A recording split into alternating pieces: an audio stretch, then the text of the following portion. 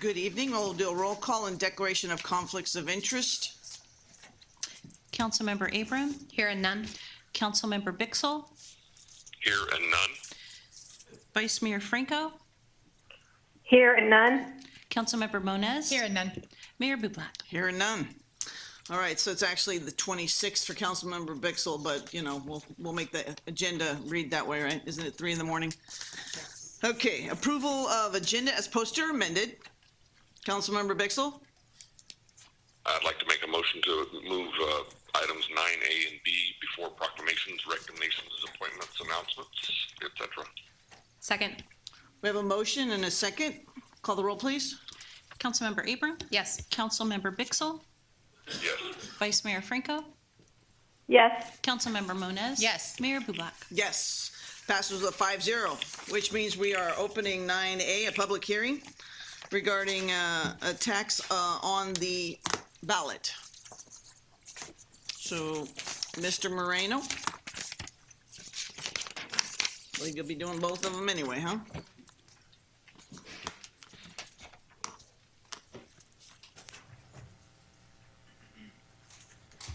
Thank you, Honorable Mayor and Council Member.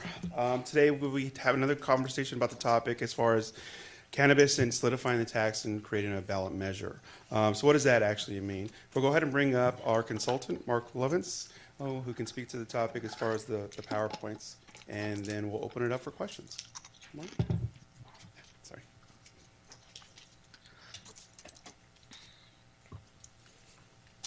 Hello, it's good to see you again. Once again, my name is Mark Lovelace. I'm a senior policy advisor for HDL Companies. As noted before, HDL is a municipal finance consulting firm. We serve only local governments, counties and cities. We do work in assisting counties and cities with development of cannabis policies, in which we remain agnostic about the issue. Our job is just to put good information in front of you to help you make the best decisions possible. So as you recall, I provided a fairly detailed presentation on the cannabis tax ordinance at your June 11th meeting. The council did not direct any significant changes to the ordinance at that time. So the goal of this presentation is to provide, again, just a very brief overview of the ordinance and provide an opportunity to once again hear from the public and for the council to direct any further changes to the draft ordinance if desired.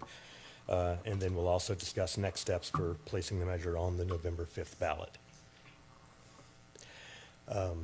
As discussed previously, the tax ordinance would add Chapter 3.12 to the City of Turlock Municipal Code.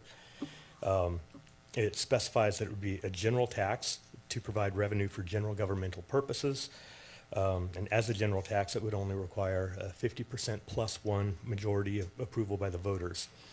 The tax would apply to all cannabis businesses operating in the city, whether licensed or not, and whether located in the city or conducting sales by delivery from outside the city.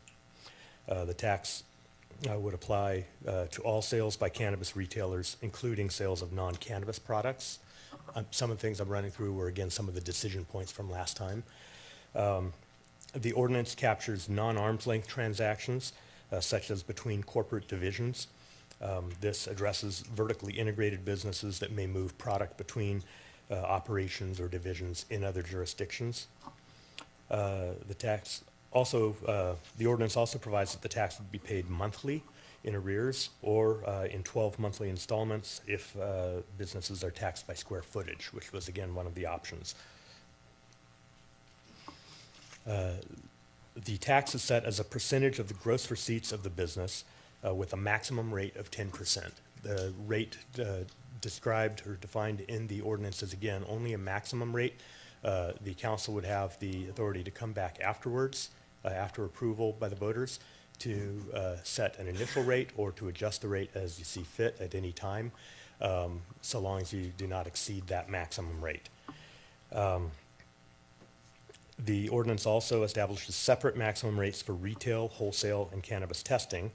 but it also allows that the city can establish different rates for medicinal adult use cannabis sales if desired, or for subcategories of wholesale businesses, such as separate rates for cultivation, manufacturing, and distribution.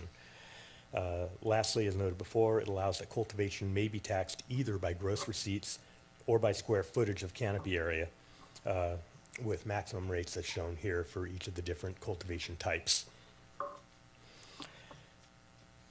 Some of the administrative provisions, the finance director may promulgate rules and interpretations as necessary to administer the tax and ordinance. As much as we try to make it complete, there will always be issues that come up in implementation that may vary from one city to another, that we want to figure out how to administer it in the most appropriate way for your city. It outlines the general procedures for a hearing, or for hearing an appeal of the tax amount, and assigns that a hearing on any tax or penalties would be heard by the city manager or his or her designee. It also provides that businesses must preserve records for up to 3 years to allow the city to conduct audits and to ensure accurate reporting and remittance of the tax. Cultivation businesses may request an adjustment for canopy area in case they have canopy area that is permitted but that is not being utilized, though that has to be done proactively before the time of planting and for a period of at least 6 months that it's going to be go unused. It also provides the finance director may grant relief from up to $10,000 in taxes in the case of fire or other disaster. The ordinance also allows the city to amend or modify the ordinance if needed, provided that as long as any amendment or modification doesn't go against the purposes of the ordinance or doesn't either exceed the maximum tax rate as defined or put that tax upon some other entity that would not have been subject to the tax initially. Lastly, it provides that if any provision were to be voided by the courts or for some other purpose, that the other provisions would still stand, which is pretty standard ordinance language. When presented to you last time, the ballot statement included some language about some of the possible things that the revenues could be utilized for. That's pretty common for jurisdictions to want to provide some level of assurance to the voters of what the council's intent is, if not, while not making that binding.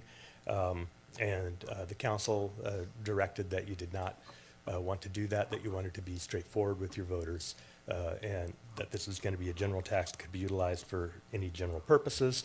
And so the revised language before you just states that it's exactly that it's a tax rate not to exceed 10% of gross receipts or $10 per square foot to be used for general governmental use and lasting until ended by voters, and poses it as a yes or no question for the ballot. So this is a statement that would appear on the ballot unless otherwise directed by the council. So from here, the process for placing the measure on the ballot following this hearing. Of course, the council can provide direction for any additional changes to the ordinance if desired, or to the ballot statement. And assuming that any changes are minor and could be dealt with here and are not something new that wasn't discussed previously, then the ordinance and ballot resolution would not require a second reading and could then be forwarded to the county elections office. The city attorney would then prepare an impartial analysis of the measure, not exceeding 500 words. And then at that point, the city council, individual council members, or any combination of citizens or associations may file an argument in favor of the initiative not exceeding 300 words. And lastly, all ballot materials must be received by the elections office no later than 88 days before the election, which would be August 9th. And that concludes my recap of the ordinance, and I'm available to answer any questions. Questions? You covered some of this in your last presentation and this one, but I just want it to be abundantly clear. This is not a sales tax, correct? No. This is a tax on the businesses based on their gross receipts or otherwise with square footage, very similar to what we already have going on in our development agreements. Yes, so when someone purchases cannabis, they're not going to purchase it at this price and then have the tax added to it. The tax comes out of the gross receipts of the businesses and not added onto the sale price. Yes, and we are not yet setting rates. Tonight, we are deciding amongst ourselves whether to put it forth to the voters, and then depending on those, the decision the voters make, we will then get to discuss the rates further. Yes. Okay. And this starting out with a DA and a pilot program and going toward a tax, this is a pretty normal progression cities are adopting cannabis businesses into their cities, correct? Yes, there are a lot of cities that are taking that path of starting out with DAs as a pilot program and to figure out how they want to move forward, and then at some point revisiting that to put a tax forward. Okay. And it's pretty standard to have a maximum rate and then, to not have the language of like the minimum amount like we currently do in our development agreements. Is that correct? Correct. Okay. Thank you. Any other questions? I have some questions. Go ahead, Vice Mayor. Okay, thank you. Has anyone spoken to Firehouse, the largest cannabis dispensary in Turlock?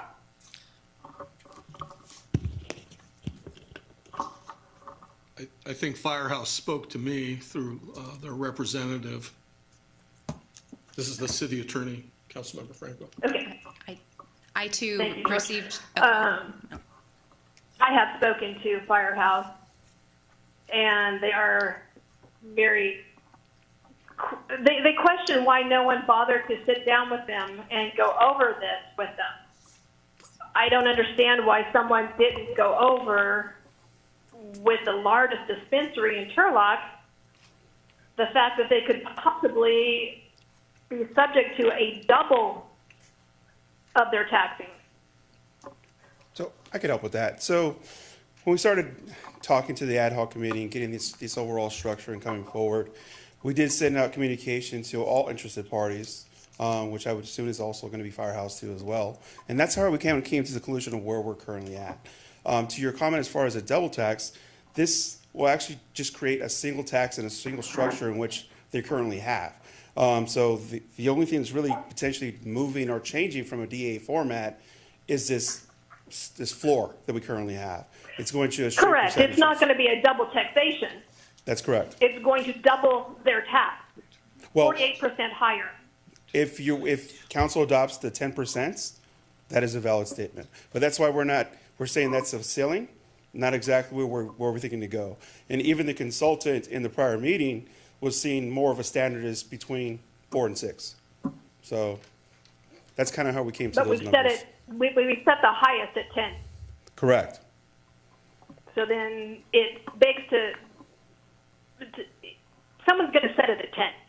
Maybe it won't be this council, but in the future, it could be set at 10.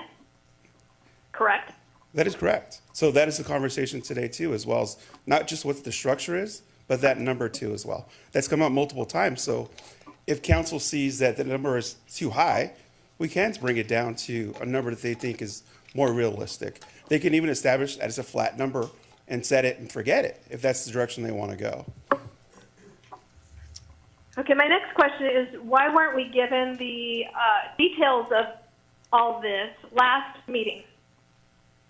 If we were given the details, I might have had a different opinion. Can you elaborate a little bit, Council Mayor or Vice Mayor, as far as which details? We didn't get the 10%. We were, even the staff report was incorrect until I corrected it earlier this week. So I believe in the last meeting, we gave the full ordinance structure as well as the resolution. The primary thing that changed within that format was the message that would be going to the ballot. Well, it just seems like we kind of got hit by surprise by all of the details. I wish I would have known this last meeting. Understood? Other questions? No, my questions are, they're comments. Thank you. Vice Mayor, Mr. Ward is here. You obviously can't see him, but he's here, and I expect to hear from him when they open the public comment. And I have also spoken to Firehouse. Okay, thank you. Okay, let's open it to the public. Come on up, John. My one question, I don't care what dope costs, and I never smoked it, don't care what it costs. But if the city's gonna raise it, because we had all these great expectations about how much money all this was going to raise in the state, and they missed it by a lot, and there isn't virtually no state in America. We got more and more people doing this. So my one question to you is by adding this tax, is that going to put the people that are still, out there selling dope illegally and everything else in a better thing, because they ain't going to be taxed? Is this going to price the people that are here locally selling it legally and everything like that? Have you looked into that competition about what it's going on the black market and everything else, what it might do to the actual sales here when somebody can go out and get it? I don't know, and whatever. That's my question. Next person. Good evening, Mayor, members of the City Council, and staff. My name is Angelica Sanchez. I work for Perfect Union, one of the 4 retailers in Turlock. Perfect Union is one of the only all-union cannabis companies in the state, and we've been unionized with UFCW, the United Food and Commercial Workers Union, for 13 years. We provide all of our employees with a living wage with fixed annual raises. We provide medical, dental, vacation, and retirement plans. We also offer a compassion program where we provide cannabis to medical patients at no cost under Senate Bill 34. Since opening, we've been found in compliance with all city requirements, and we have a great reputation with the Department of Cannabis Control as one of the most compliant operators in the state. And I understand that cannabis is new and controversial, but our goal has always been to be a positive to the Turlock community. So we'd like to thank you for moving forward with the cannabis tax ballot measure, as the current fee, $40,000 per month, which jumps to $45,000 per month to operate here, is unsustainable. And while the tax ballot measure is set at 10%, we recommend you set a fair rate, 4 to 6%, which is in line with other local California jurisdictions and the recommendation from HDL. This rate would still generate substantial tax revenue for the city and would help ensure the stability and growth of the cannabis industry, especially the legal cannabis industry. By setting a fair and competitive tax rate, the City Council can foster a cannabis industry that supports local employment, provides quality legal products to consumers, and generates consistent revenue. We urge you to consider the long-term benefit of a fair tax rate and its positive impact to the community. Thank you for your time. Anybody else? Hello, Mayor and Honorable City Council. My name is Candace Haas, and I'm here from Natural Healing Center. I'm here today to advocate for the implementation of a fair and equitable formalized business tax rate for the cannabis businesses. As you finalize the language and details of the cannabis business taxation measure, I urge you to consider implementing a tax rate in line with other California jurisdictions. As recommended at the previous meeting by Mark Lovelace from HDL, 4 to 6% promotes a healthy cannabis business, and is consistent with the current development agreements in place right now. We further propose that the ballot measure include language stipulating a maximum tax rate of 6%, which the city initially implemented, and also a lower tax rate of 4% to begin with. Any higher tax rate recommended would be detrimental to our business and the customers that we aim to serve.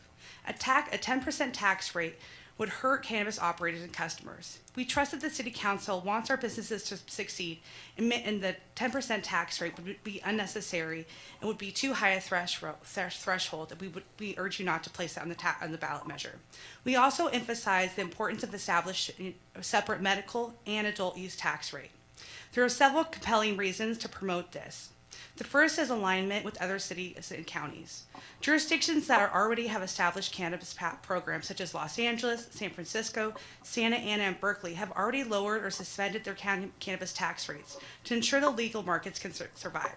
The trend underscores the growing recognition that excessively high tax rates stifle the growth of legal cannabis industry. The second is reducing the impact of compounding taxes in the cost of cannabis.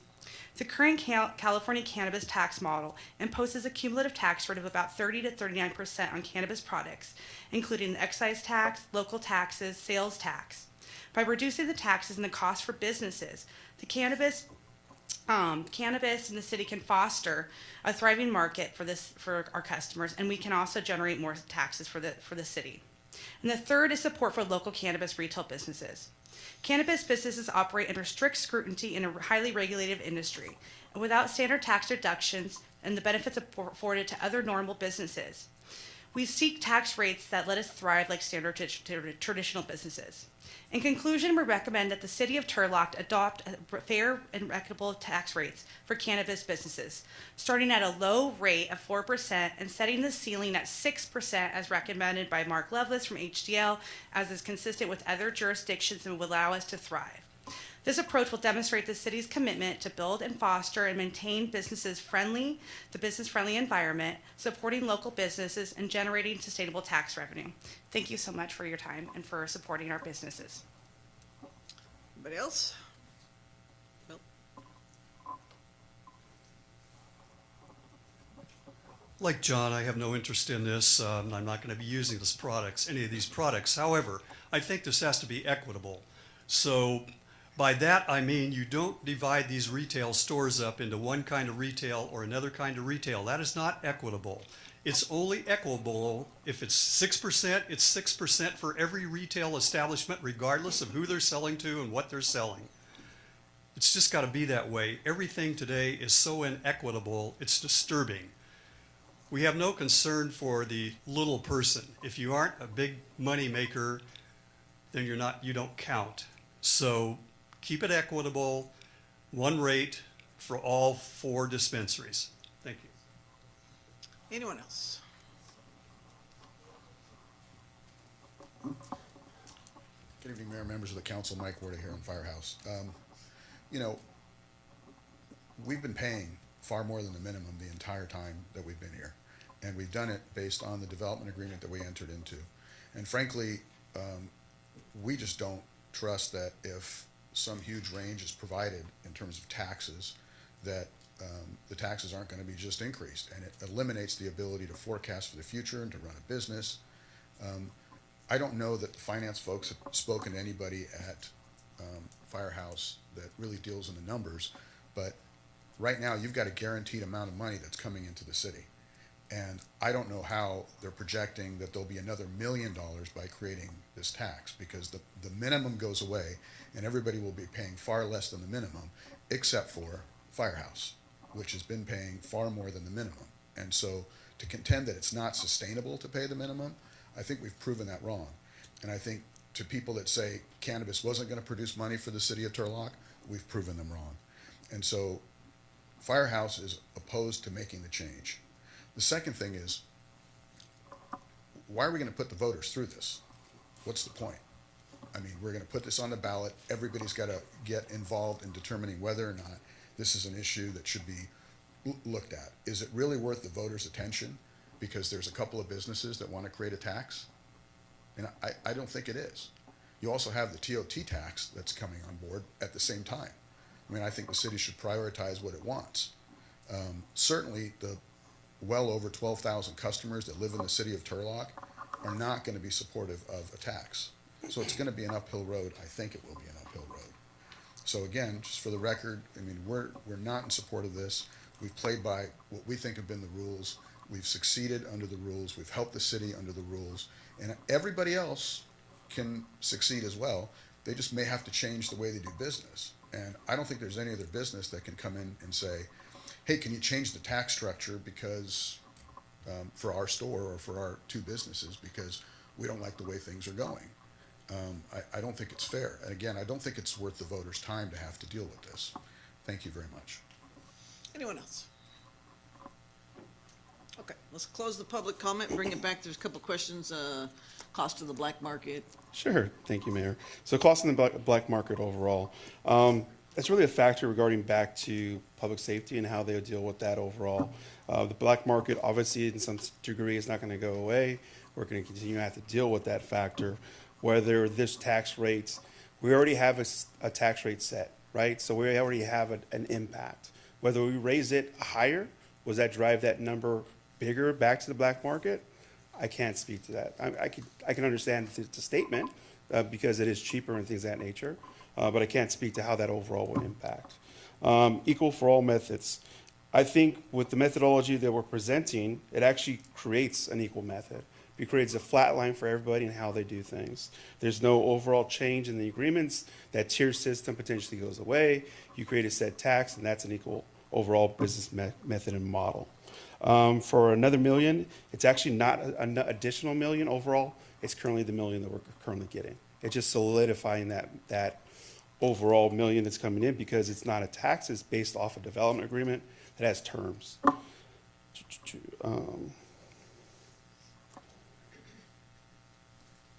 Why do we put to the voters? Putting it to the voters really does solidify the overall program itself. The initial programs were talked about as pilot. This is really just bringing it back to the initial thought process and kind of taking it back to the voters and solidifying what that process is to see what we've done with the overall funding source. It has helped us. It has helped the community. Is it a major factor on why we're able to build the Columbia Pool Factor? So you're seeing that benefit overall. It's really just solidifying it overall. So think of how the format comes. If the development agreements go away or whatever that may be, that funding source potentially could go away. Creating a tax factor will allow you to bring it into the general fund and to do with the services that the council needs to, or believes they want to go in that direction. So it's kind of just clean up the overall methodology and how we collect that overall factor. All right, comments? Yes.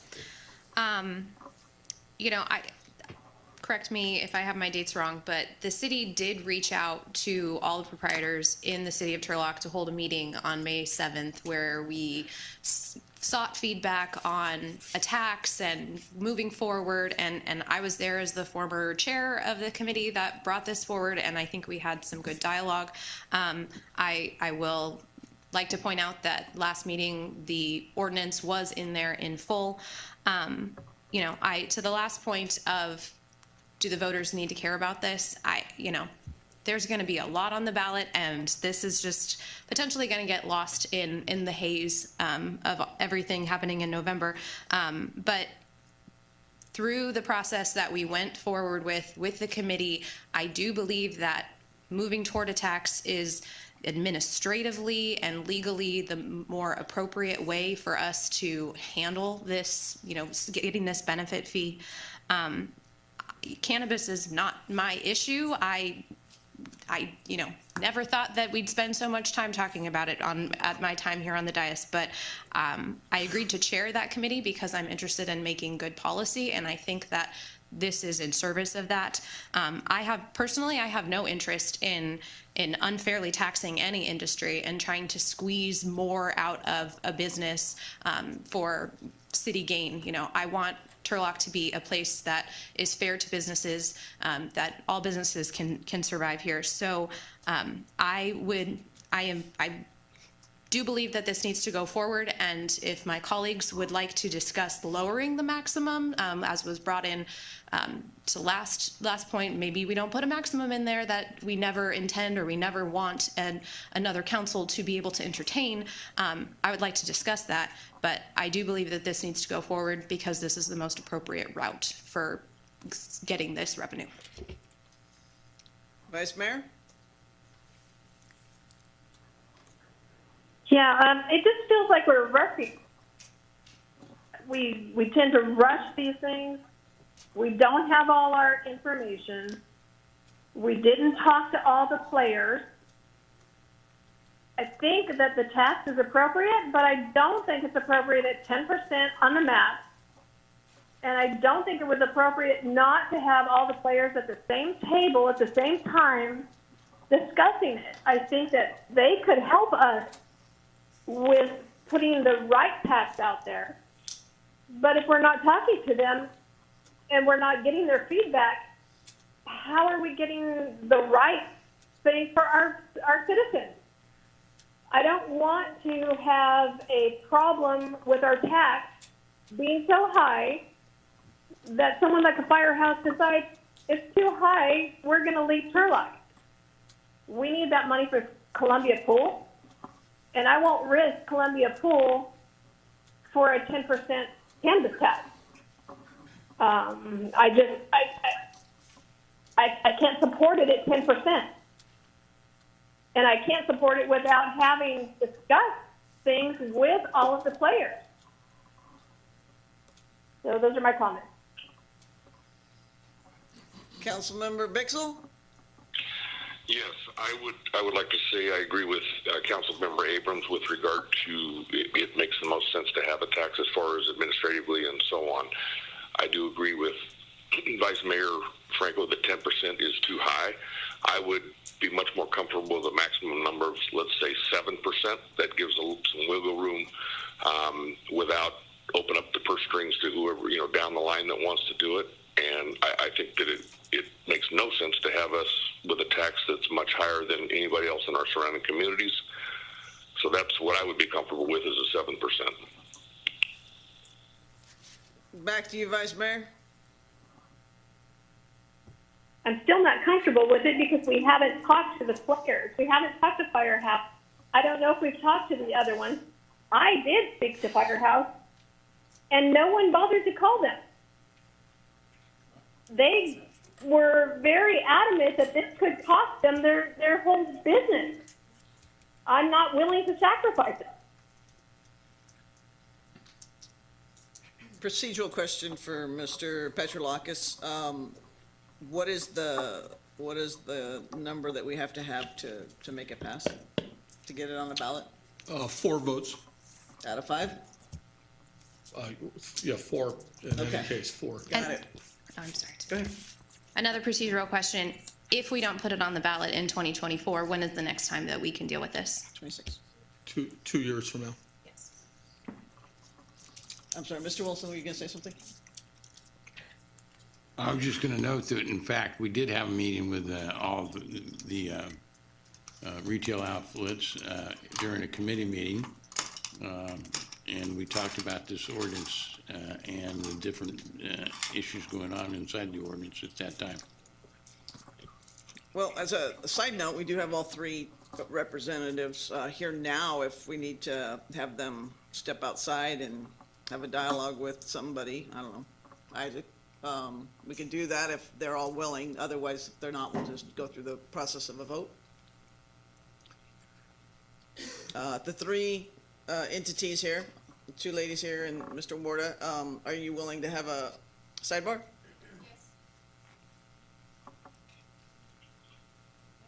Yes. Mr. Warda?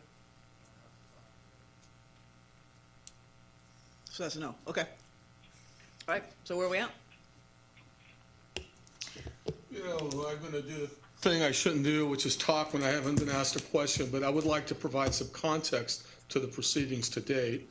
This came out of the ad hoc committee, and so what ended up being balanced as the consultant helped us draft the measure was all the other communities in Stanislaus County have a 10 or 15% maximum tax rate. So I think there's some confusion between what the maximum is and what the tax rates actually set are.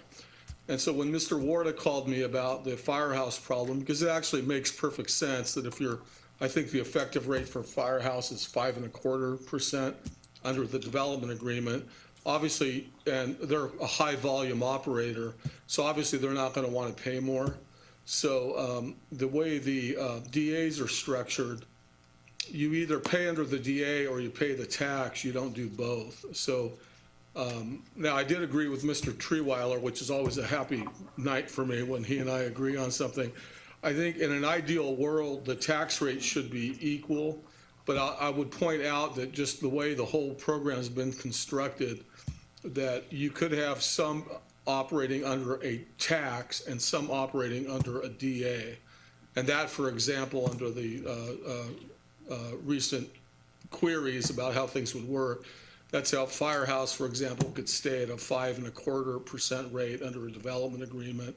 Others might opt into a tax. So I just offer that as some color commentary on how it might play out. I would say that because we were looking at it as a maximum tax, probably we didn't look at the details enough. It was in a way because all these other taxes at 10 and 15% had passed voter muster, I just think we assumed that if it was set at that rate, we picked the lower one because as the program has matured, it's clear that cannabis tax rates over time are going to come down because they're taxed too much. It keeps the black market alive. Some of the reason to keep it at the 10% rate or go with that was it may be that the state of California might decide they tax too much. And in that case, if they get a little more realistic about exporting all the money to Sacramento, there might be an opportunity to have a higher local tax rate. So that was some of the thinking behind all of that. So just for whatever it's worth. FWIW, I think, for yeah. All right, what's the will of council? I would move to approve at a 7% maximum rate. We have a motion. And a second. Will you call the roll, please? Councilmember Abram? Yes. Councilmember Bixel? Yes. Vice Mayor Franco? No. Councilmember Moniz? No. Mayor Bublak? No. Does not pass with a 2-3 vote. Any other options?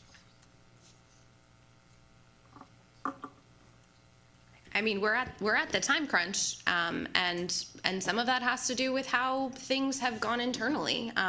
This is our very last day to do it, so something needs to come forth. So I would love to hear what number or what else needs to be done to have any hope to move this forward.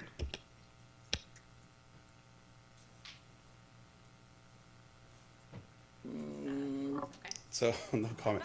Let's try this part. The current distributors already have the 5.25. It's already established. If it is difficult to want to create a ceiling and have to deal with what that number looks like, it may be just more interesting just to flatten that number, roll with what it is, potentially at the 5.5 to 6, whatever you deem is appropriate, and go in that format instead. Vice Mayor?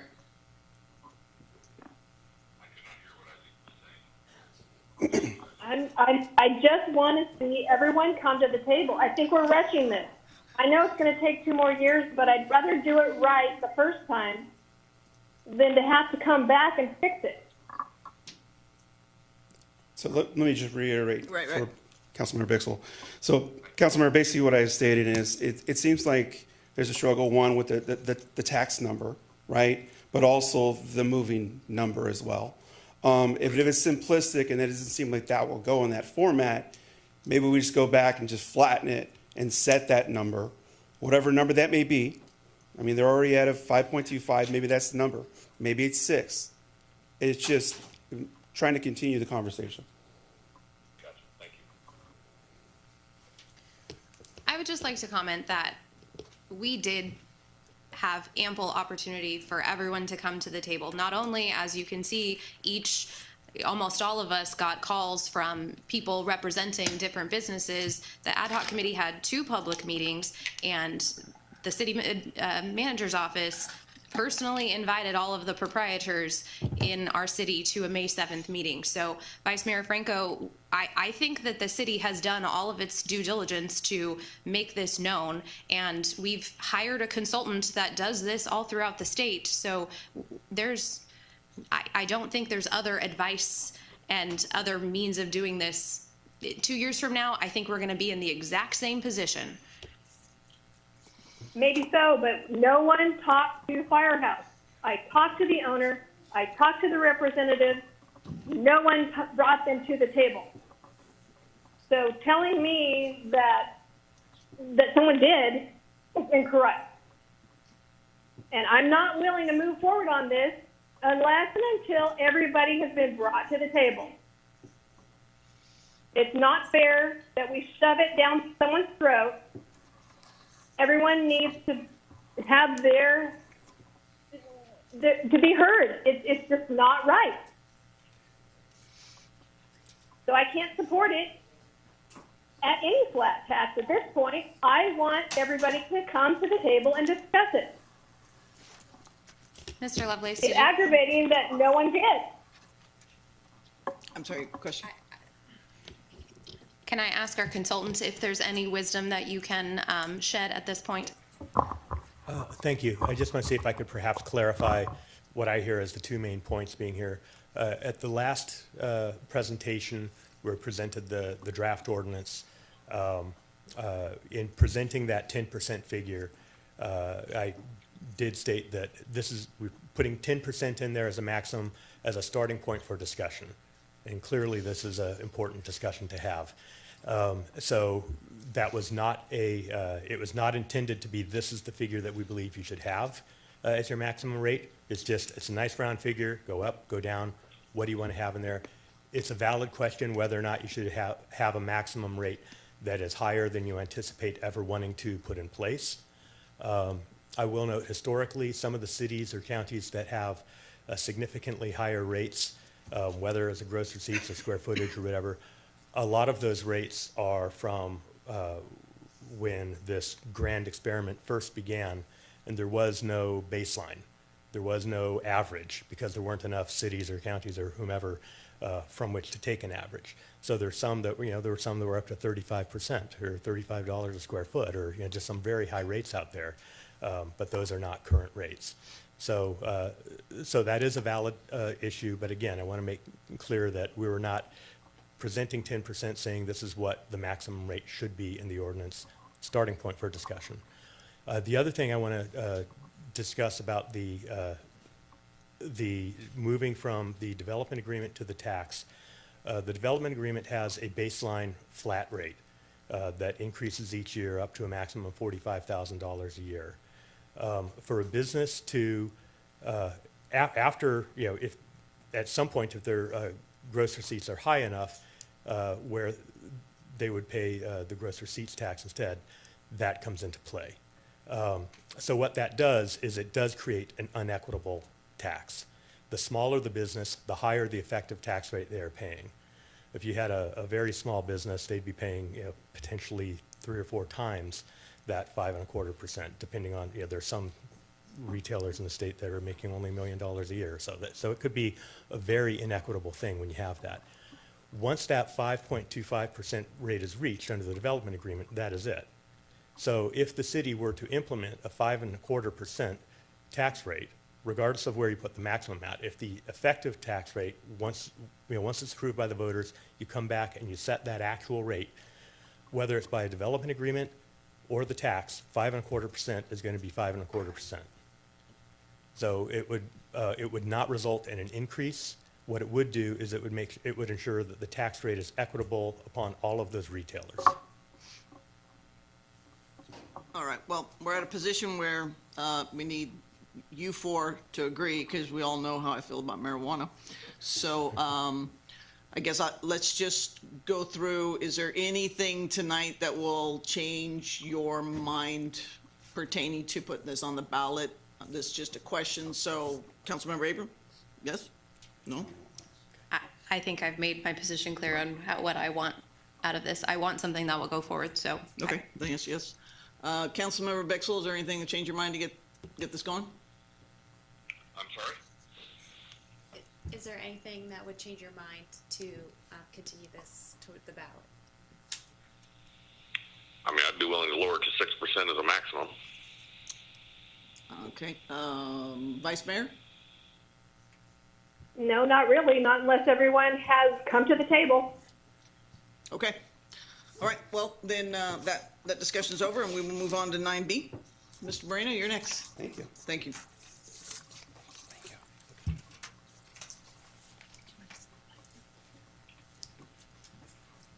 Thank you, Mr. Lovelace.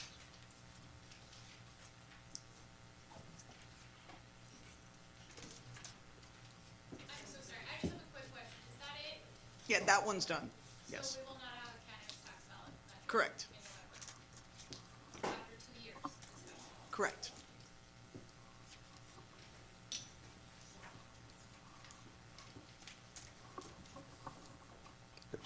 Thank you, Honorable Mayor, council members. The next item we have before you is another tax measure ballot. This item again was discussed in our prior meeting. It is regarding what we commonly call TOT. The item before you is structured similar to what we'd had conversations as far as the the message on the ballot. That was one of the primary things that came out of that conversation. This one also does set a ceiling, but again, the conversation is to talk about that number overall. A lot of what's going on here is not just about the rate. It's not just about the tax. It's actually updating our structure and our ordinance and how we collect. So bringing in not just the hotels, but the actual third parties too as well. I don't want to say names, but the other entities that are doing business in similar formats.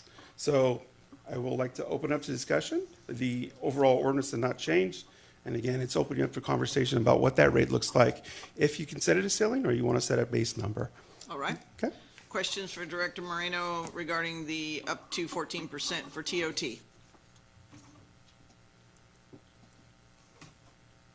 Okay, let's open it to the public. Anyone wishing to speak on TOT, go ahead.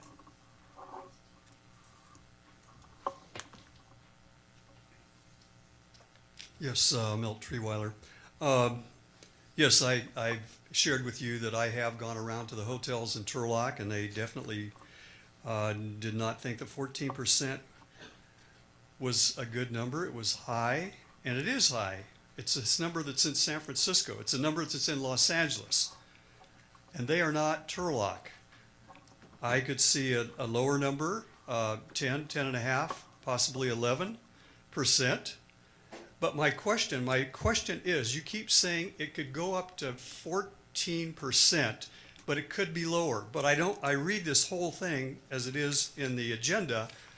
It doesn't give a procedure as to how it's changed. It seems like there is a procedure for changing the cannabis, but there's no procedure that I can see here for changing this tax. So what is the procedure if the council decides to set it at 11% and not 14%? How is that done? Does it have to go back to a vote to the people, or can they just do it at a meeting, or how is that accomplished? And how come it isn't in writing as it is in the cannabis as far as I can see? And I would hope we have some people from the hotel here, but if they're fine with 9%, I'm also fine with 9%, so we can just leave it there. Anyone else?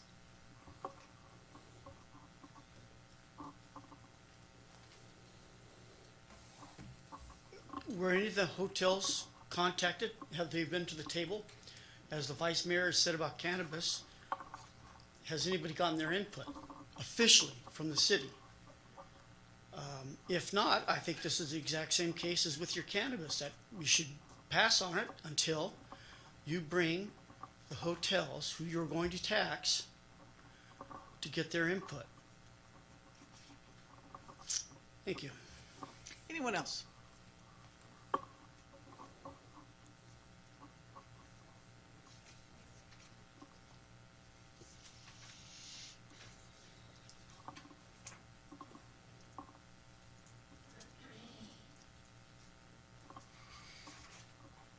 Making a pain of myself again.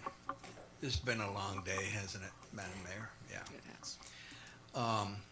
My question is I was a little surprised on the last one that this was the last time that we could, that you could take action to get it on the ballot. So is that the same for this? And then I would make the comment that I've kind of made before. Why do we keep on waiting until the last moment to bring something before the council so the council can comment on it and maybe make some changes? Okay, thank you. Anybody else? Okay, let's close the public comment. Mr. Marino, there's a couple questions there, but first, Director Sims, can you speak to the hoteliers, sir?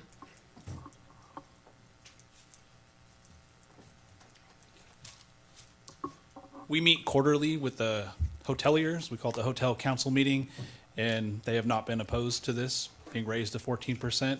We've met with them quarterly for the whole duration I've been with the city, for at least the past 2 years. We've communicated this to them. There's no opposition. How recently did you meet? We actually met with them a couple weeks ago. I think Mayor, you joined us, and City Manager Wilson as well. Thank you. Director Marino, change from 14% to reducing it, is there verbiage that we missed? I was just discussing that matter with the city. We're gonna take a break. Okay, 5-minute break.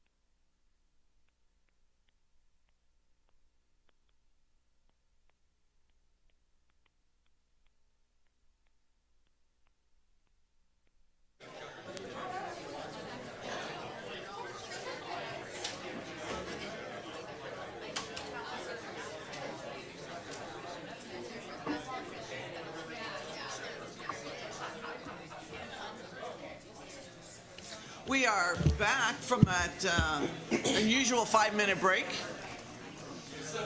Mr. Petrolakis, you have something to say, sir? Yeah, the city attorney was part right, shall we say. My confusion was the two measures. We tried to conform the language so they operated the same way, but it didn't happen in all the instances. So they each handled this concept of a maximum tax rate differently.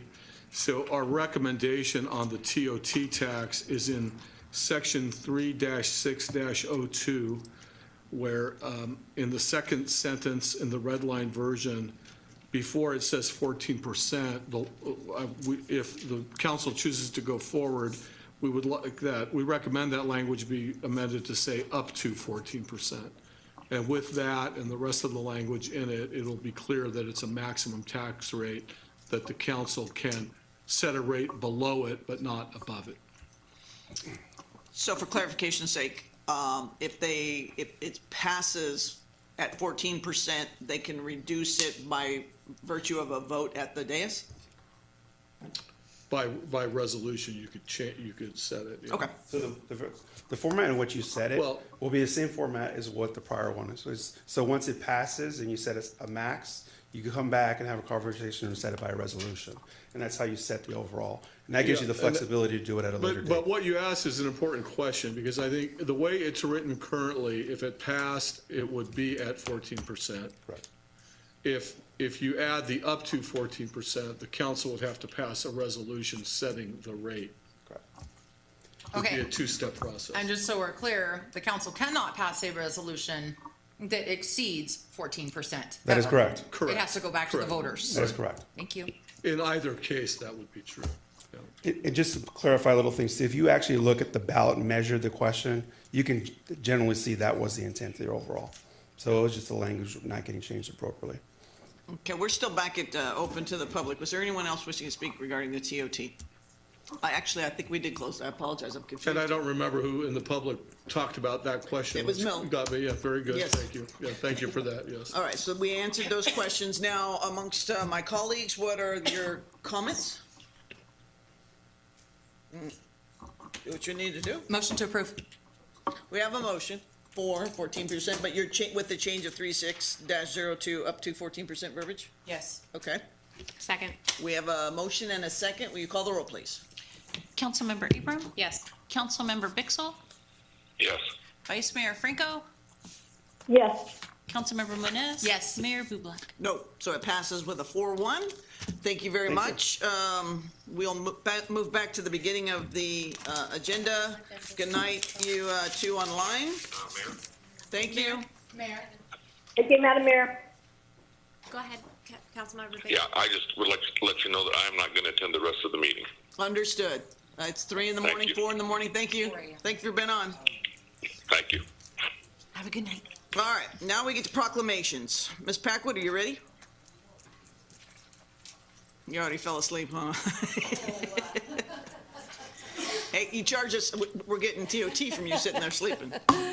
Good evening, Mayor and Council. I want to thank you for the opportunity to be here tonight and to share with the community that July is Parks and Recreation Month. So we have a proclamation for the month that I would like to share with everyone. Whereas Parks and Recreation are an integral part of communities throughout this country, including Turlock. Whereas Parks and Recreation promotes health and wellness, improving the physical and mental health of people who live near parks. And whereas Parks and Recreation promote time spent in nature, which positively impacts mental health. Whereas Parks and Recreation encourage physical activities by providing space for popular sports, swimming pools, and many other activities designed to promote active lifestyle. And whereas Parks and Recreation are a leading provider of healthy meals, nutrition services, and education. And whereas Parks and Recreation programming and education activities such as out-of-school time activities, youth sports, and environmental education are critical to childhood development. And whereas Parks and Recreation increase a community's economic prosperity through increased property values, expansion of the local tax base, increased tourism, the attraction and retention of businesses and crime reduction. And whereas parks and recreation are fundamental to the environmental well-being of our community. And whereas our parks and natural recreation areas ensure the ecological beauty of our community and provide a place for children and adults to connect with nature and recreate outdoors. Now therefore I, Karen Packwood, Right on. on behalf of Mayor Amy Bublak, do hereby designate July as Parks and Recreation Month in the city of Turlock. Outstanding. Like I said, I want to thank you for the opportunity to be here tonight and share with you that we have a team that consists of 5 full-time staff and well over 150 part-time staff that lead the charge in all of the recreation activities that are offered in our community. I encourage everyone to follow us on social media, Facebook and Instagram, to stay up to date on all of the activities that we have going on. We have a lot of fun activities for the month of July. The pools are open. They're doing fun things out at Recreation Swim. And we will be hosting our first annual Family Fun Day at the end of July. So follow us for more information. Awesome. Thank Thank you you. so much, and applause for all the breaks. Now, just as exciting, let's talk about sewer rates. I tried to get it, but I'm sorry, Director Fisher, you're gonna have to work this one.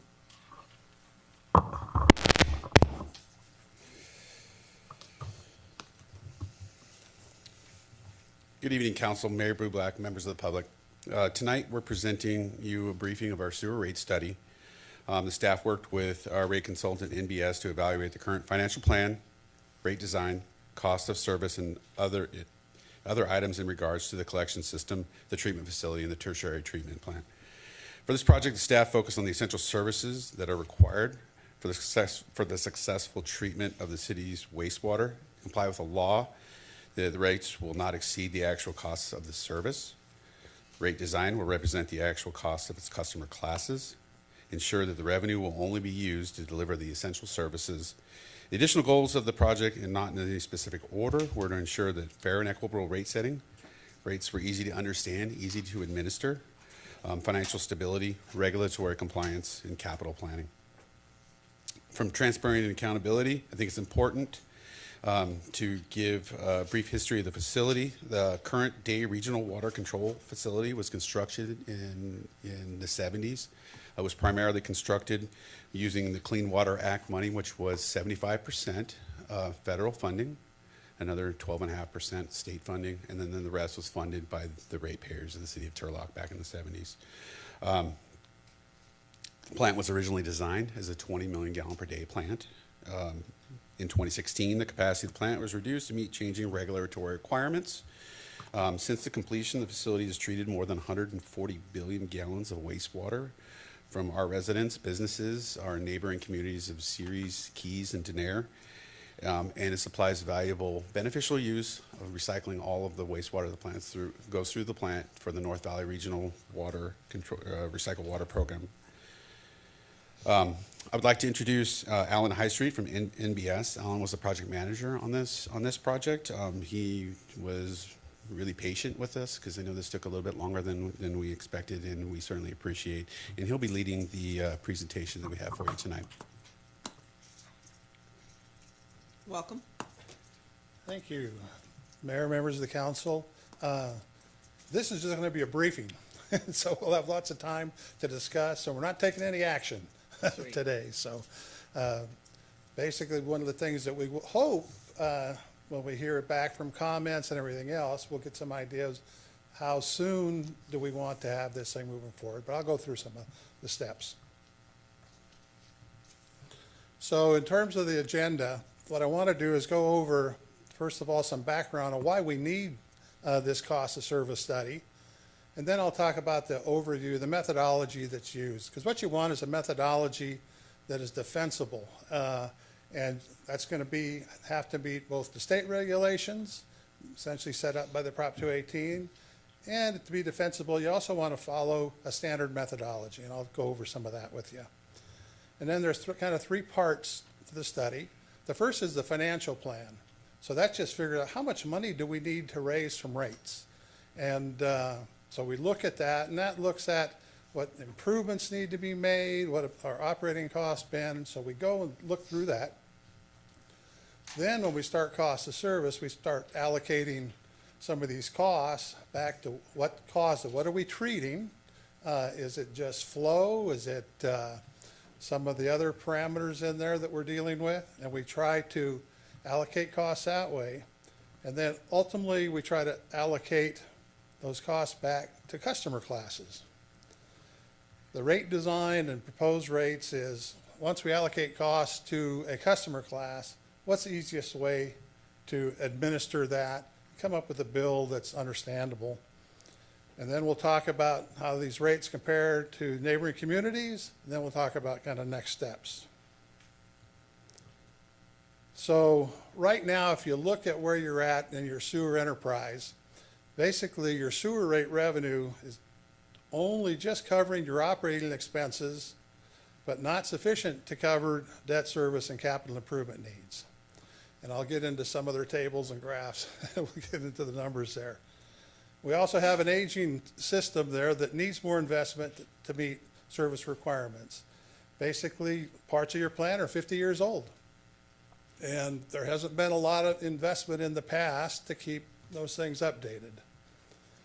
In fact, when you look at the sewer system master plan, and the sewer system master plan is essentially all your collection system, that's how you're going to get everything to the plant, shows that you need about $46 million of improvements over the next 10 years. And then at the plant itself, basically, we've come up with about $118 million that needs to be spent over the next 10 years. Now, if you looked at actually the sewer master plan that was put together by the engineering company on everything that should be done, that's a lot higher than these numbers. And we spent a lot of time going back with, hey guys, this is what it means to rates. Is there any way that we can push some of this thing out? So we actually, from what the master plan suggested to what we're going to show here, is about half of what they had in that study. And so basically, you know, we've been at it a while. We've gone back and forth in terms of how do we really get through these numbers. Now, the other thing is the user charges haven't been updated since 2013. And basically, what was in place back then is outdated in terms of your rate design. You're one of the last communities that still uses fixture units. Most folks have metered customers now. They've got water meters in place. And you look at an approximation of flow by water use, winter water use, when there's really little irrigation. And that's really standard across the industry. So fixture units is out there. And in fact, our analysis of the fixture units, when we looked at what the winter water use was by your groups of fixture units, it was all up to about 45 fixture units was all the same. In fact, we had an anomaly in there where the 15 to 20 fixture unit groups used more water than the 20 to 25. So, you know, fixture units is just not a good proxy anymore. You've got better data than that. And so we want to move away from that.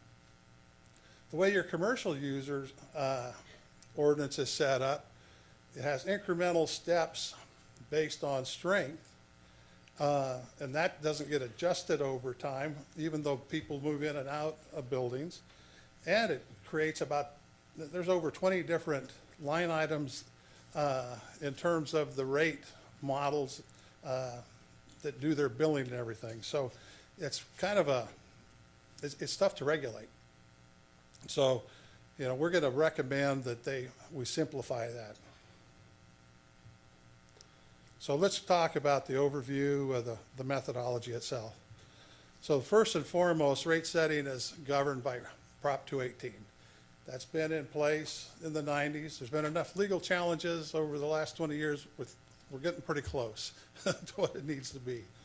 But basically it limits the local government's authority to impose taxes, assessment fees, and charges. In fact, basically, it requires a vote. And also, it specifies that the charges have to be limited to the cost of actually providing that service. And you really can't throw in other general governmental services available to the public. For example, you can't pay for a piece of fire or police through your sewer rates. Now, for water, sewer, and garbage, the way the act is written in the Constitution, basically for those utilities, it's really a protest procedure. And so each parcel essentially gets one vote. But you have to have everybody, 50% of your parcels plus one protest to actually stop the process. So it's a harder hurdle compared to a property tax that needs an affirmative vote, for example. But it still requires a vote.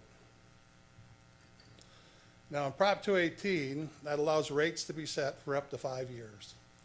And actually, when you set your rates in 2008, you probably did that, and that's why in your ordinance you have 5 years in there. If we talk about the service charges, again, we want to pick up our operating costs, so it talks about what kind of things fall into that, and that's your operating costs, any debt service, any capital that you need to improve to maintain the system. Okay, and then when you talk about paying for capital, that includes your debt service and anything that you're doing pay as you go. Now, when we look at the approach, as I mentioned earlier, it's really a three-step process. So the first process is, how much money do we need to run the plant? And what does that mean in terms of rate revenue? There's a little bit of revenue that we also get. You get what I'll call non-rate revenue. You get some interest earnings. There are some other things that come in, and you can subtract that from what you need to generate to pay for your costs. But again, the bigger challenge there is going through and determining what expenditures really need from a capital standpoint, right? If you had a newer system that you had more confidence in, maybe you delay a little longer. A 50-year-old plant, you may not delay. But it's a risk proposition. Now, cost of service now takes those costs and then allocates that revenue to the customer classes. And we do that, again, really following industry methodology.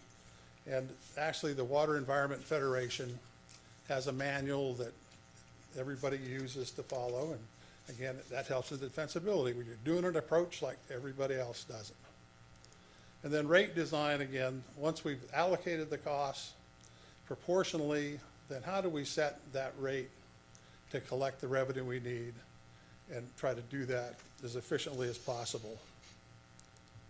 So let's jump into the financial plan.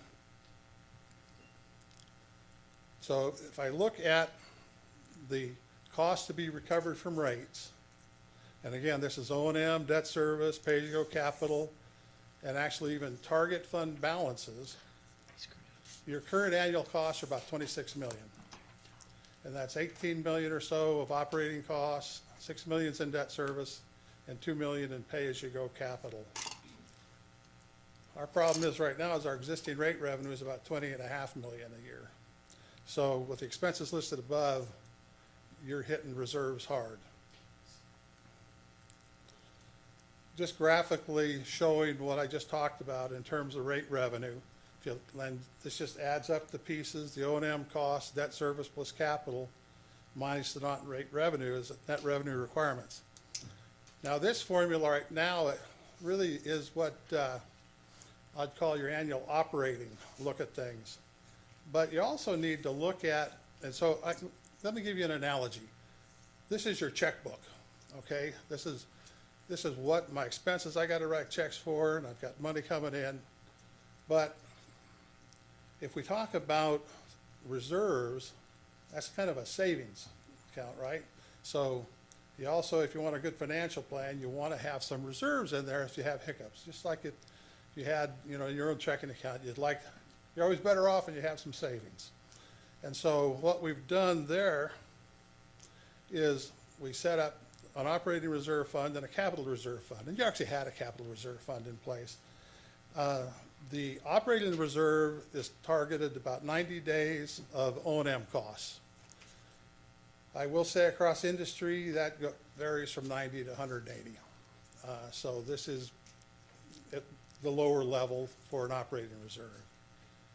The capital reserve fund target is estimated about 3% of your net assets. And again, that's kind of a standard thing, but that varies a little bit too. Some people look just to see what their annual expenditures might be for capital. They might take like a 5-year average of what you'd be paying for capital for that. So that's not a hard and fast rule, but that's pretty common in the industry. So operating expenses are increasing. So when we looked at just your fiscal year 22-23 budget compared to what we think we're going to end up this year in the next few days, you can see that that jumped up more than $4.8 million just over that year. And I'll show you in the next couple of slides what that was. But even going forward and looking at your increases for labor and these other things, we're still projecting over the next 5 years to go from 18 million to almost 22. Okay, so that's just based on what your cost of labor is, based on some agreements, and looks at what electricity's been, that type of thing.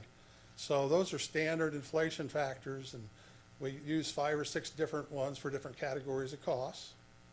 And I will tell you that 21 will be wrong. It was going to be a little bit off, up or down, one or the other, but it's our best estimate right now.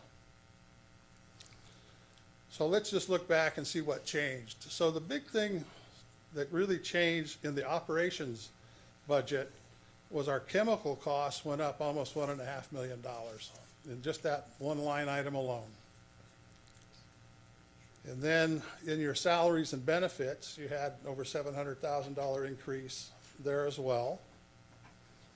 Contract services were up $300,000. Your maintenance and other things, you look through here, there's a lot, and basically you have almost $4 million just in the operations side. So, that doesn't reflect on anybody's management or anything else. That's just cost. You had to buy more chemicals. If you look at the collection system, supplies went up $160,000. Salaries and benefits were also up 146. But again, about 600,000 there. So those, you have line items that are up there, and there's not a lot we can do there. So for the capital improvement program, when we look at the projects that we have here, this top table shows what the projects are. There's some projects from your 5-year capital improvement plan there. Then we also had the biogas solution project. While it's a $20 million line item here, that also down the road brings in over $6 million of incentive, plus it's a revenue generator. And then your master plan projects, we talked about the sewer and the costs at the plant. So this is kind of the breakdown for the sewer system in the lower table there. You had in the next 5 years, $35 million in sewer system. And then the next 5 years after that, another 11 roughly. And then at the treatment plant, $73 million over the next 5 years, and then another next 5 years would be $45 million. So again, there's some big ticket items in there, right? So to do that, the only way you could do that is with some debt funding. And so we looked at having, over the course of this rate period, having to float 2 revenue bonds. The first one be the next fiscal year for $51 million, and then 2 years after that, another $54 million. So in the numbers I show you going forward in the rate study right now that we have, two additional debt service payments in. Okay, and basically we assume 2% interest cost, paying 5% on the interest rate, 30-year term, and coverage 125%. So I like charts, it's a little easier to see the big picture. So in this chart, basically what you have across the rows or your columns, those are your fiscal years. And so your fiscal year 22, 23 is in the first column, and then those are dollars. The blue part of the column is your operating costs. The red is your debt service.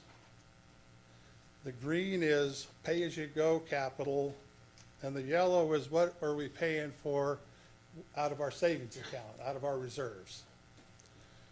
The solid black line is roughly that your current revenue.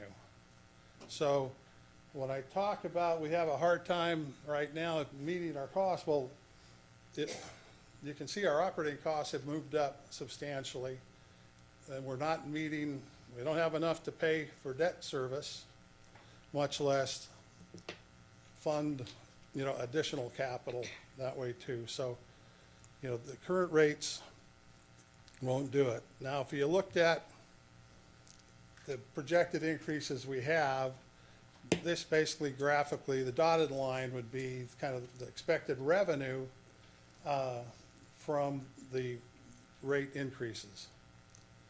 Now, if we look at the savings account, again, if you didn't change rates based on the targets, you can see why you didn't change rates, but you can see what happened to capital, to your savings account.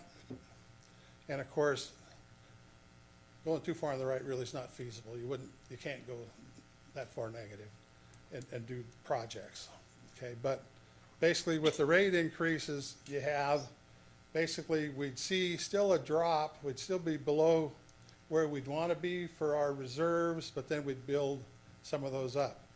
And the reason we tried to make sure we built those up, we still have a lot of projects out there beyond the 5 years.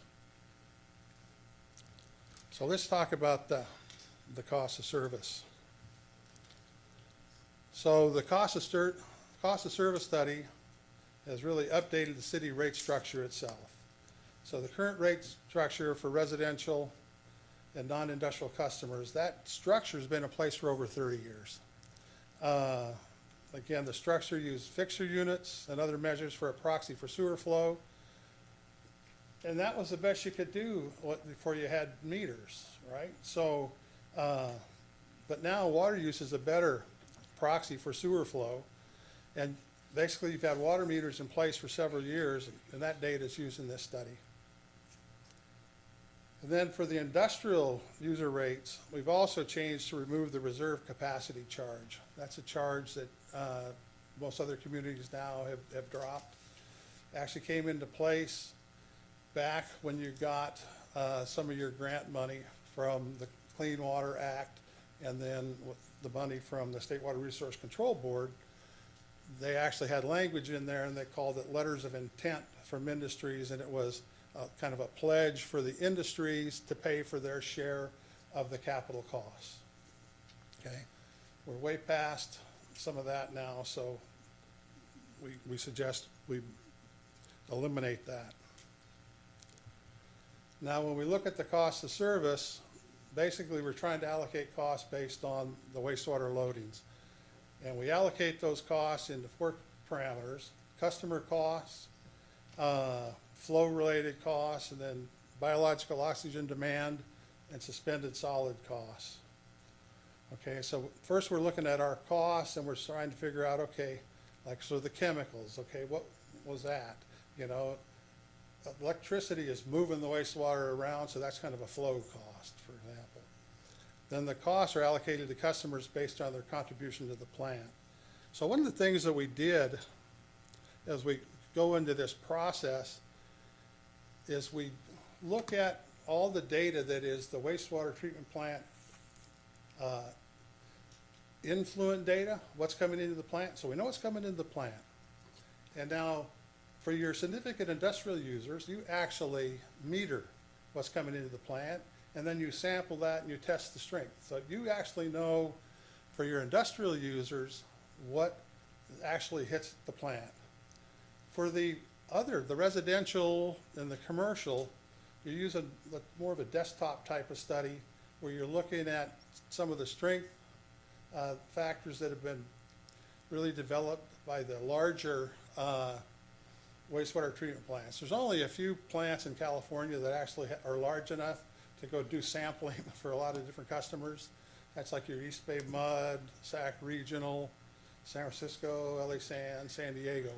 Those are the ones that, and so we look to see, okay, well, when they're sampling, what did they come up with for their strengths? So that's some of the data we use. But like I say, the flow costs are related to collecting that effluent and moving around the plant. Strength-related costs are, again, your BOD and suspended solids. And again, they're treated a little differently. Some a little more mechanical process, the other one's a little more chemical process. And then the customer-related costs are really, that's kind of your admin and billing side. So that's a flat charge. Now here's this next chart. If I looked at where this column on the left, this is percents now across the left-hand side. If I looked at the revenue and where it was coming in by customer class, and I grouped this into just three categories: residential, and then I had industrial. The residential is green, and then industrial is yellow, and the commercial and institutional are blue. Okay, so that's what the revenues. So if we looked at that 20.5 million, that's where that money came from. And now in the blue box, there's three columns. The first flow, the next BOD, which is in pound, and percentage of the pounds of the plant, and then TSS. If you look at the contributions when we did the mass balance, if I looked at the flow column, I'd say, well, residential was almost 37% of the flow. Industry was a little over 52% of the flow, and commercial 10.7 compared to 7. And then if we go to BOD, another measure of strength, then residential's 24% compared to roughly 70% for strength, and kind of the same thing for TSS. So the kicker is you got to try to get your cost to kind of align with the strength, right? Because you charge those that essentially provide the loadings to the plant. So when I'm looking at the customer wastewater loadings, I talked a little bit about the mass balance. So for residential, we look at winter water usage, and that's January, February, and March.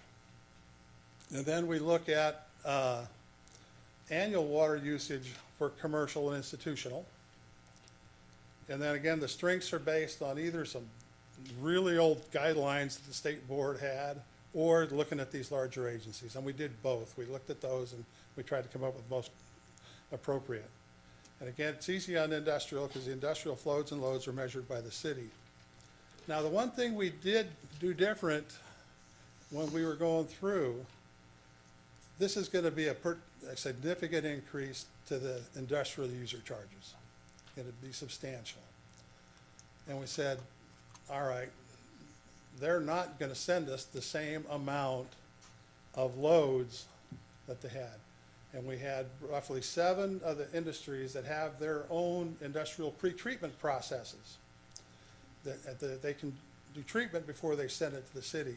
So we went through and we looked at those and said, we think these 7 are going to reduce what they send.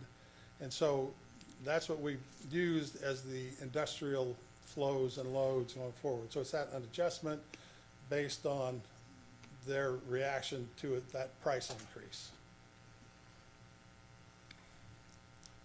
Probably far more detail than you want, but these are the actual wastewater loading parameters. The first column is the customer class. The next 3 columns are design capacity, just what you need in terms of peaks from each of those. And then the annual volumes and their percentages are listed in there in the wastewater loadings. And when we went through making the sausage here, we ended up, when we looked at these costs and we looked who contributed, this results in, on the far right, what we expect to collect from each customer class.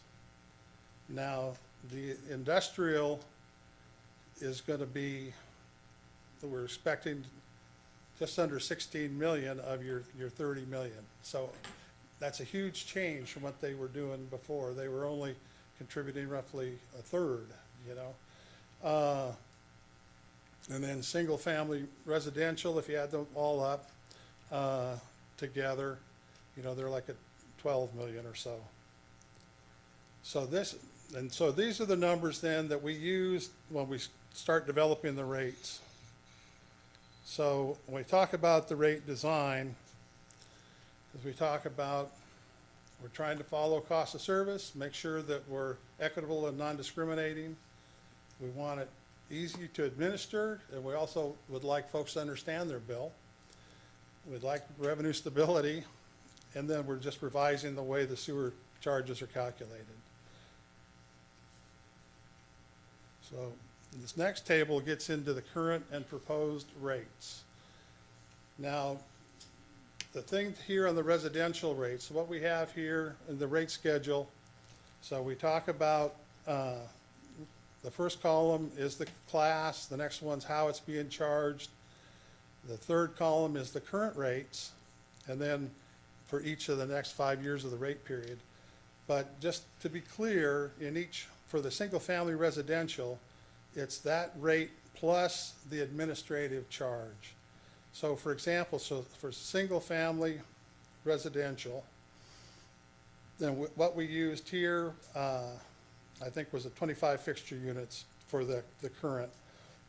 But it would have been the 4295 plus the 815 would have been the total bill.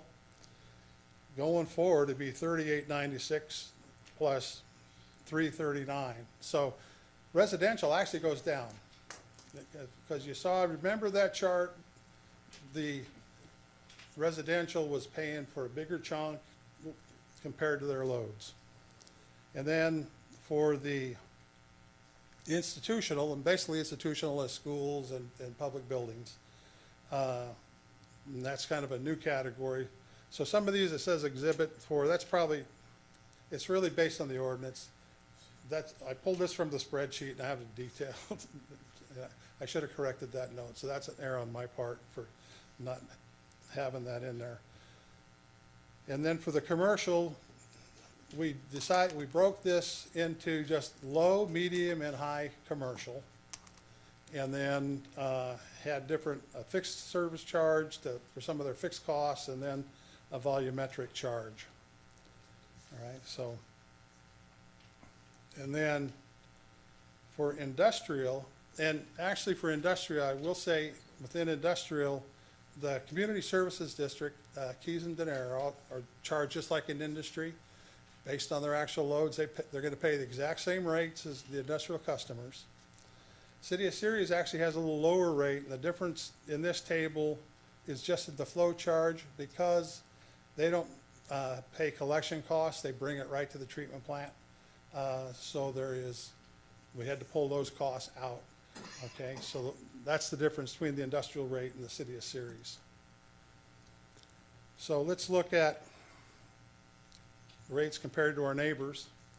So basically this is a monthly sewer bill, and the first green column is actually the proposed rate, and the second green column over the side is kind of what you're paying now. And this is the combination of the admin charge and the user charge.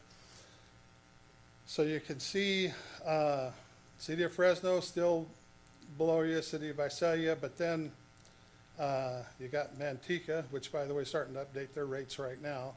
Modesto and on through to where, you know, the highest is City of Lathrop to the right. So, you know, you're in a pretty good spot for residential users. The next comparison is the tougher one. So this is if we took an annual sewer bill comparison, just an average of our industrial accounts. If we looked at where we used to be, that's in that second column. And you can see with the changes and the shift that we're gonna be one of the higher industrial rates around, okay? So we're a little bit higher than Modesto, but you can see some of the others. And then City of Patterson is kind of an outlier there, being small. So the next steps, so basically, if you're going through the Prop 218 process, you'd need to send a notice to all of the parcels, the customers, and hold a public hearing no sooner than 45 days after you mail the notices. And then if there's no majority protest, then you could adopt the rates. But really, one of the things we need after your comments and discussion is, this was just informational, it's a briefing. And then the next time, we'd have to have another session where you said, okay, let's start the 218 process. Now, the 218 process still doesn't lock you into anything. Basically what that does, though, it sends a limit, the maximum you could charge in each of those years for those rates. And then after the public hearing, at that point, if the thing passed, you can decide what you're gonna implement. But right now, it's kind of in discussion, but one of the things we'd like at the end is, how soon do we want to get on with the process? And that's it. Thank you, Alan. I realize I didn't introduce David Huff. He's our Water Quality Control Facility Manager. David. All right, so you just want us to marinate in sewage tonight? Just chill?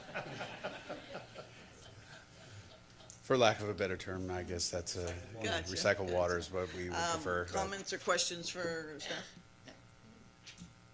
Nothing? Thank you very much. I'm sure we'll bring it back and, you'll bring it back and we'll have more dialogue about what that looks like. But right now, this is just informational. We're not putting it out to that. So we're just hitting that. Just a presentation. Thank you, sir. Welcome. Okay. Now we have public participation. At this time, it's set aside for people that want to speak within a subject matter jurisdiction of the city council. And we will start, it's 3 minutes, with our librarian.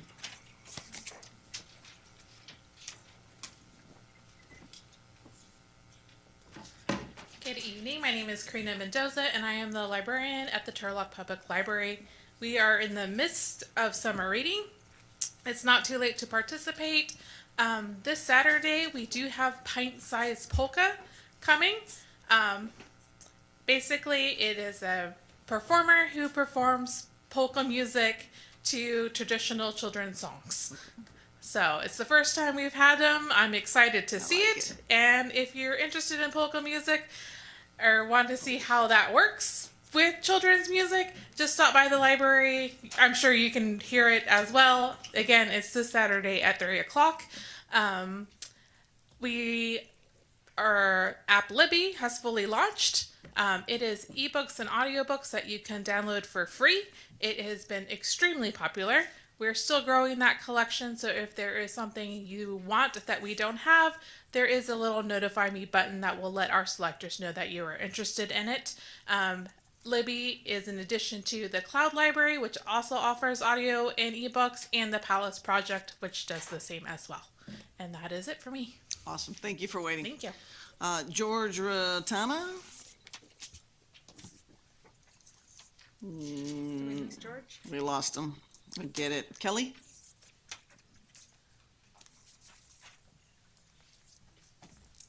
Hi, my name is Kelly Coelho. For all the community members that don't know me, I am the owner of BNC Investigations. Most recently, I was contracted as a lead investigator for the families for the sexually violent predator issue going on right here in Stanislaus County. I worked as a conduit with Stanislaus County District Attorney's Office along with multiple other law enforcement agencies and also Merced County District Attorney's Office. I wanted to kind of talk about a few things here.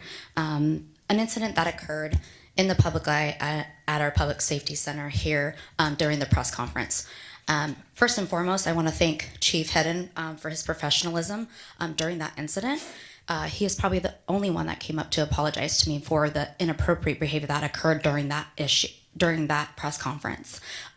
Myself, Kelly, and Jack Griffith, who is with Protecting Soldiers' Rights, are two activists in this community and advocates for the community regarding the sexually violent predators and also military service members. I think at a minimum, Jack and I deserve an apology from the community and every law enforcement agency that was involved that day for their unprofessionalism. And not only just the law enforcement agencies that were present that day, but also to include a state office that was there present during that press conference. They were in violation of 12.3 and Senate Standard Codes of Conduct, first and second. Also to include the post standards codes of conduct, which is a professional, public trust, and ethics. Jack and I are heroes in this community that continue to advocate. Who's going to be the voice if you guys continue to silence us? I will say our voices will not be silenced, and I repeat, our voices will not be silenced. We will continue to do what we need to do for this community and continue to fight to do what's right. And we want to hold them to the standard and ensure that this does not happen to anybody else in the community. These are the people that are running our community and at our forefront. So how do you think that we feel as people of the community? We've been stonewalled, and now they're trying to play damage control to control the situation. I'm going to go ahead and read a little bit of an excerpt that I received from one of the staff members apologizing regarding the incident that had occurred.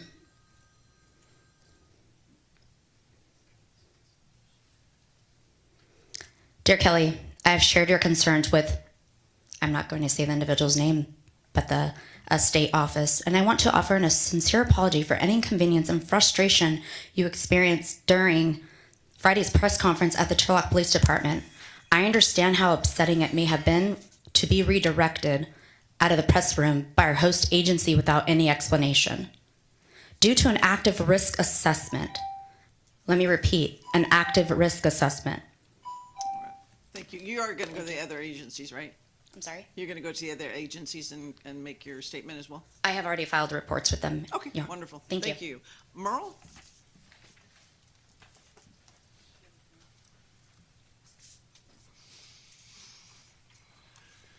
Good evening, Mayor, City Council members. My name is Merle Bowling, and I appreciate the opportunity to address you tonight. I want to bring to your attention a pressing issue that has personally impacted me and my family. On Saturday, June 1st, I was viciously attacked by an aggressive homeless individual. This assailant, known to the authorities, left me briefly unconscious and in the hospital. This incident emphasizes the urgent need for improved community safety measures. It has been suggested that I was in the wrong place at the wrong time. However, I was simply going about my routine, buying my morning paper, a simple task that should not have ended in violence and me in the ER. This situation raises serious questions about the effectiveness of current city policies. The issues concerning homelessness not only have persisted but have worsened. Each of you city council members should be aware of the homeless camps in your district and the number of people residing in them. What proactive measures are being taken during your visits to these areas? 2 years ago, I brought concerns about petty theft and trespassing by the homeless in my 55-plus park where I reside, issues that have since escalated into street violence. Despite my earlier appeals, there has been a lack of meaningful action from the mayor and council. Religious freedoms are one of the many freedoms we enjoy in our country, yet the church across the street from City Hall, where I go, is now forced to implement security measures due to the influx of homeless individuals driven there by inadequate city policies. Erecting gates and fencing to City Hall has displaced the homeless to doorways and businesses downtown. The current city council has failed in its duty to address homelessness and ensure our streets are safe. It's time to reclaim our city and prioritize safety for all citizens, especially seniors. While our police have been efficient and supportive, their efforts alone are not sufficient. They deserve recognition for their swift action in apprehending my attacker. And if there's a reporter from the Turlock Journal, I would like to maybe consider putting in a homeless encampment map in your crime section to inform citizens about these issues and the city's response. And you, fellow citizens behind me, you represent here tonight your pride in our city. These issues are happening in our city right now, demanding our attention and action. Thank you. Thank you, sir. Debbie Martinez.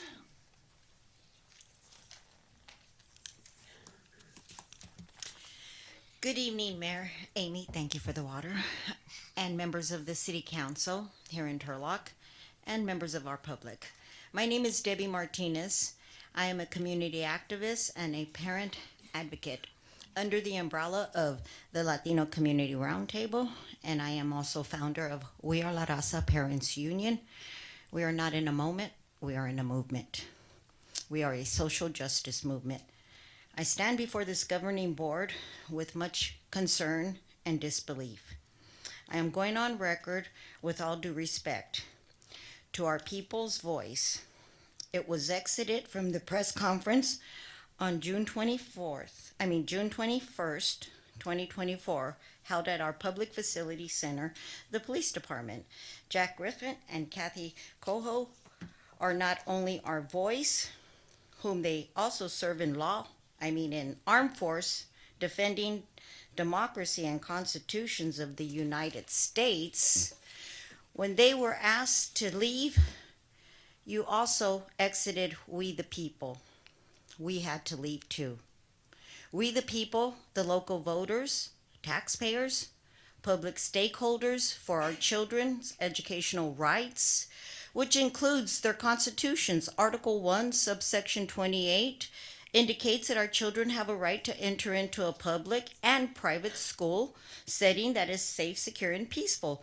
No one's above those laws. And every time I have to reach out to community, I reach out to Callie and Jack. They're our voice for our children. Who's defending our children's democracy and their constitutions other than Jack and Callie? As elected officials sworn under oath to uphold and promise to care for our children's constitutional rights. Our children's future depends in you guys' hands too. Who's protecting and serving who's protecting our portal to portal, our schools, our parks, and our neighborhoods? Under oath, you're failing. Pedophiles are not welcome and they are not allowed around our portal. No voice and no safety net. Unfair practice. Unfair justice. And by the way, I am running for Turlock Unified School Board, Area 5. I will be the people's voice. Thank you. Anyone else who did not fill out a card who wishes to speak? Come on up, sir.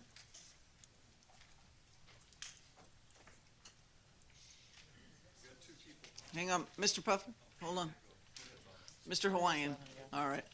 Next time, sir. Hi, that was an interesting sewage rate. Just wondering on that, there was a couple things on that I thought should be brought up early so that we don't run into a time crunch when this thing comes up. The insurance was awful high, and I thought that maybe you should talk to some of the other cities who I'm sure are also going through the same thing and talk about possibly self-insuring. Get those rates down, because it can't go up that high in 1 year. Also, I can't see why you would have bank charges when you have $4 million in the bank, why they're charging you bank charges, unless it was misclassified. Okay, I'd like to have item F, I, and K taken out of the consent calendar and talked about. Thank you. Anyone else? Mr. Hawaii, come on up.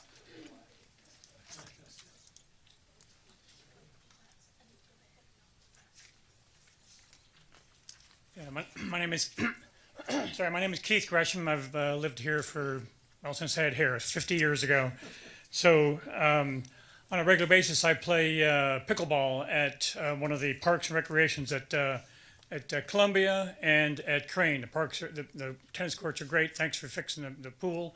My kids learned to swim there. Well, they were lifeguards. And on a regular basis, the homeless people and the drug-crazed people that are around that park are there. This morning, went to Columbia Park, and one of the homeless people had unloaded 30 bags of stuff inside the park, inside the tennis court area. And when I conversed with the person at a distance, because I didn't want to get hit, insulted by like Merle did, asked the person to leave, and they finally mumbled some obscenities and decided that they were going to leave. And I said, well, I'll just give the police a call. Thank for the police department guys. I know the times I've been playing at pickleball at Columbia, I've seen the police drive down there probably 20 or 30 times, during a week period of time. So thank you guys for your presence. I was there probably 3 weeks ago during school, whenever school let out. And there was a drug-addled, crazy person yelling obscenities at the youth that were gathering at the bus stop on the corner. And someone rated reports. I talked to the police department as they came, and they had that person move their stuff away. The homeless people are a problem. I don't know what you guys are doing about it, but whatever it is, it ain't enough. And I would also like to say thank you, lady in the red. I don't know your name, Abrams.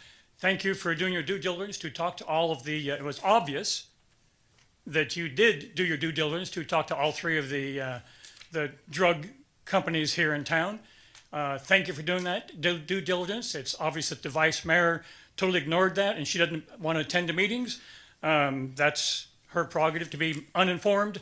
Thank you for doing your due diligence, and thank you guys for doing your due diligence to help keep the drug problem and the homeless people under control somehow.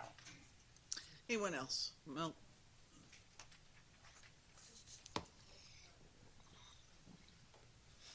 Good evening, council, staff, and citizens. Milt Treeweiler. The day after last council meeting, when I was away from home, a homeless lady moved into the porch at my house. I had the police department called, and they moved her. Someone had told her that she had the key to my house. This is the actual key that was left, and she thought it would open my doors to my house. When I did get home, her belongings were all over my porch. There were clothing items, 2 pairs of shoes, and there were notebooks and other items. It's sad to see how something like this can be happening in the city of Turlock. None of this is necessary if the successful navigation center we had in Turlock had not been closed by 3 people on the council. The city of Turlock had millions of dollars of money to aid the mentally ill and homeless in our city. The council squandered these funds and also cut off a major funding source we had when they terminated the City of Turlock Stanislaus County Consortium. This council has also used several $millions of the funds for the homeless on a wasteful garbage refund scheme to keep the money from helping one of the least important of these brothers and sisters of ours. With rational and empathetic council members, we would be the only city in Stanislaus County with a solution for the mentally ill and homeless population. Our city's manager brought forth many plans to help the least important of these brothers and sisters of ours, but 3 members of the council turned all of them down. Some people have lost their connection with facts and reality. They're living in a dream world. Many people today need to wake up, do the right thing, and not just worship money.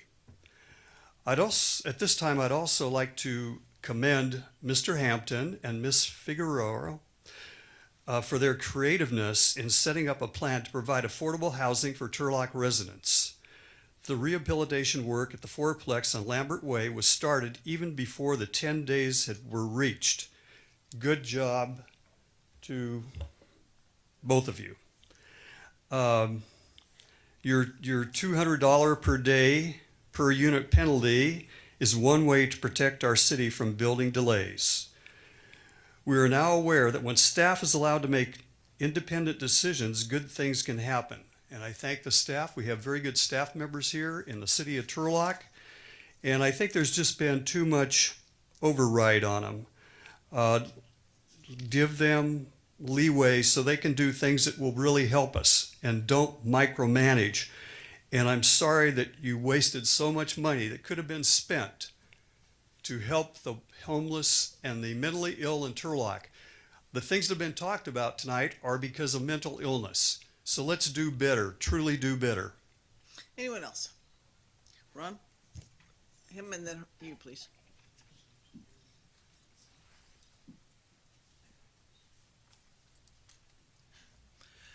Good evening. Previously, the council had asked for updates concerning Columbia Pool on like every council meeting. I think we should also have an update each meeting about the A&Z contractor work at Lambert that was just talked about. I also want to thank the mayor and the city manager for going to the the Board of Supervisors meeting and speaking there. I will summarize that as the Board of Supervisors decided to give the middle finger to the city of Turlock, the residents of Turlock, the Turlock Unified School District, the other schools that are right around there, and the residents. I'm not happy at all about that. I had kind of a crazy thought, okay? So I'll just throw it out there. You had $13 million over what you felt was needed in the general reserve. If you could claw that, at least some of that 13 million back, you possibly could use it to buy out Alamo Health in terms of the facility on Colorado, and either sell it as a senior-only facility, which we need, or tear it down. Okay, because if you look at it, it's not the greatest site, very small, confined. There's not enough open area for people to go outside, get some vitamin D in the sunshine, some fresh air, so on and so forth. Sell it to people to develop residential housing or things like that. Yes, it would cost money, a lot of money probably. I think the residents of Turlock would be willing to pay for the safety of our children. Okay? About the last presentation, quickly, I previously heard that the water plant was at 50% capacity. Will this plan increase that capacity? We sell some of our processed water to irrigation districts on the west side, so will this increase the revenue that we bring in? I like very much that the rates for residents would go down, but on the other side, we also don't want to harm the ability to attract new businesses. So I would kind of ask for our economic development guy to consider that. Thank you. Ma'am?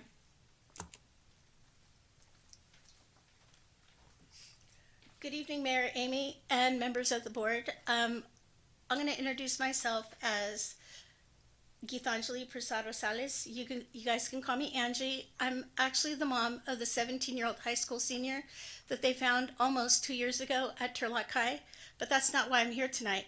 I'm here to address an issue that I witnessed at that press conference this past Friday, and I found it really appalling. as the state senator, Mayor Alvarado Gil, as her role of conduct to be biased and ruling out two very important people that are near and dear to me, as well as that are near and dear to the public eye of the city of Turlock, as well as to the residents.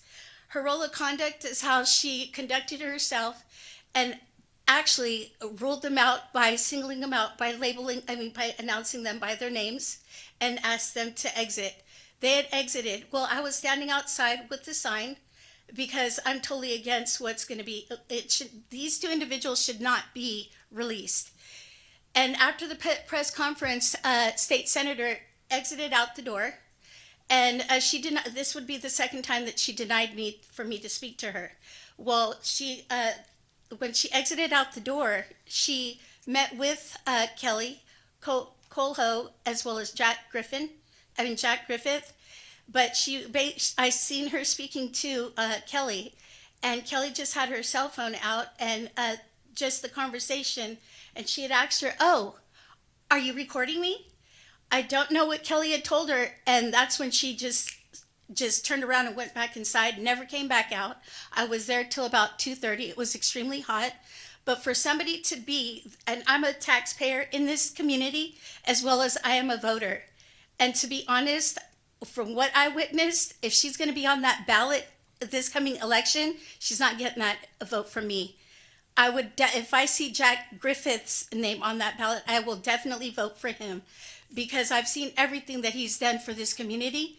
And I had the opportunity to sit down with his beautiful wife, his son, and himself at a dinner on Friday, and it was an honorable one. And I would also like to thank the chief of police for inviting a lot of us on Instagram to attend this press conference. And I really appreciate what was said. And I do believe and have hope in the local officials of Stanislaus County. I've done the Stanislaus County Citizens Academy through the Stanislaus County Sheriff's Deputies back in '97 and graduated when the agriculture building was still building up. But I just wanted to voice that I'm just appalled by just seeing what the senator did. Thank you. Anyone else? Carla and then John. Hi, my name's Carla Rounds, and I'm a resident here in Turlock. I wanted to bring to your attention and also to the community's attention an article that I saw in the Sacramento Bee today about an incident that happened 2 years ago that is actually in the courts today. And it's an incident that happened at a wellness and recovery center that a individual went into, and they were seeking help, and they went in with a knife, and the counselor that they were talking to felt afraid, sent out an email to her colleagues when she was talking to the person that came in, who I understand from the article was homeless, and just sent an email saying help. One of her colleagues came to help, and that colleague was stabbed to death. And then when the screaming began, another colleague came, and that colleague was stabbed to death. And then the receptionist was stabbed, and her lung was punctured, her ribs were fractured. She ended up in the hospital. They were able to save her.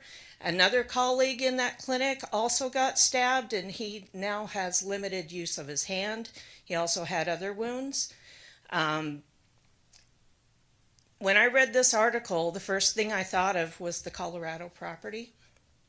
Okay. Also thought about a lot of the homeless we have in this area who are not mentally well.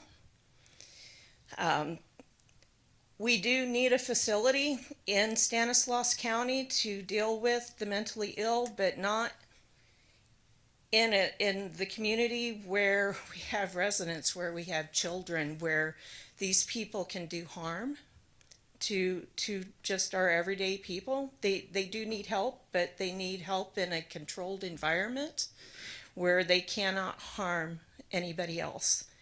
So one thing I want to put forward to the council, because I know you guys go to those meetings that you went to today, is put forth to the county that they already own property that they can use for this. And that's out on Crow's Landing. It's a huge property. They could actually build with all the money that they spend, that they're forcing all of our small cities to take on this burden. They could actually build a facility out there that would handle not only the homeless, but also handle the ones who want to get help with addiction, and also help with the mentally ill. And you could also have a training facility out there for those who want to progress through a program. And then you progress them all the way through the program to where you actually do job placement. But putting them in that tiny little facility isn't going to do it. We hear you. Thank you. John?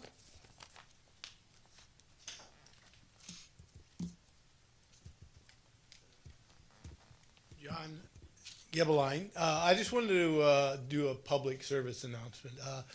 Good Samaritan down there, they provide about 900 lunches every day in their mobile trucks. They're short-staffed right now, and they need help Monday through Friday, but especially Tuesdays and Fridays when they make sandwiches and whatever. I found out about it today, so I'm going to go down and give it help.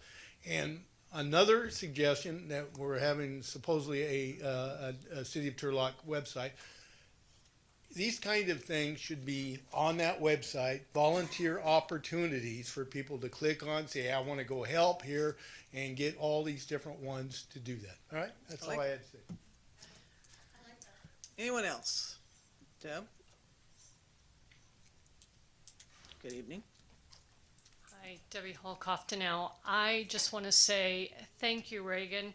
You passed the question that Terry Withrow asked you today. How many counties are in California? And he was so amazed at your knowledge. So I just want to say thank you. I felt that Supervisor Withrow was extremely condescending, inappropriate in many ways. Asked you if the city knew when the property from Alamo was purchased. You didn't know. Tony Vartan, who runs the Behavioral Health Center, and I would love the Turlock Journal to investigate, or the Modesto Bee, he has a real estate license. Yes, it's very unethical that he is sitting in that position. So I just want to say thank you. Mayor, you did a fabulous job. Keep it up. You're really trying to defend the city. So thank you very much. Thank you. Anyone else? Okay, let's close public comment. Oh, I'm sorry. My name is Jeannie Bowling, and I'm Mr. Bowling's wife.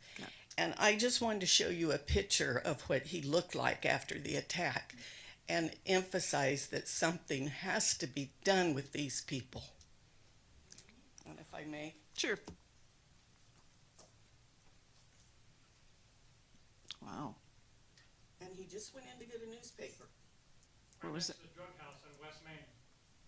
Did they arrest him? Somebody was arrested? Yes. Thank you. Good job, TPD. It was what location? It was at the Double Pine Union Station on the corner of Tully. 76 station. Oh, okay, okay. Yeah. Thank you. All right, anyone else? Okay, we will close public comment and get to consent calendar. Are there any items besides? FINK. Yes, to be pulled. Cassie. Separate? Motion to approve as amended, minus FINK. Second. We have a motion and a second. Will you call the roll, please? Councilmember Abram? Yes. Councilmember Moniz? Yes. Mayor Bublak? Yes, passes with 3-0. Item F is improvement signal coordination on West Main and Gear, authorizing an engineer notice of completion. Yeah, so Mr. Puffer?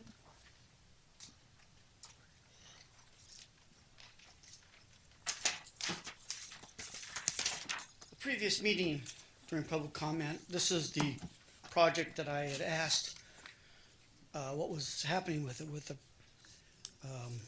what we were doing on that. A couple things. It looks like it was approved in August of 22. This is completion here. The work didn't start until 23, and now it's halfway through 24 before it's completed. And quite frankly, I can't see how there's been any coordination through Golden State on those lights, and I'm wondering if it's possible to bring in the people who did the work to talk about what they actually did and why it took 18 months to get it done. Thank you. Anyone else wishing to speak on this item? Okay, we'll close public comment, and Mr. Morris?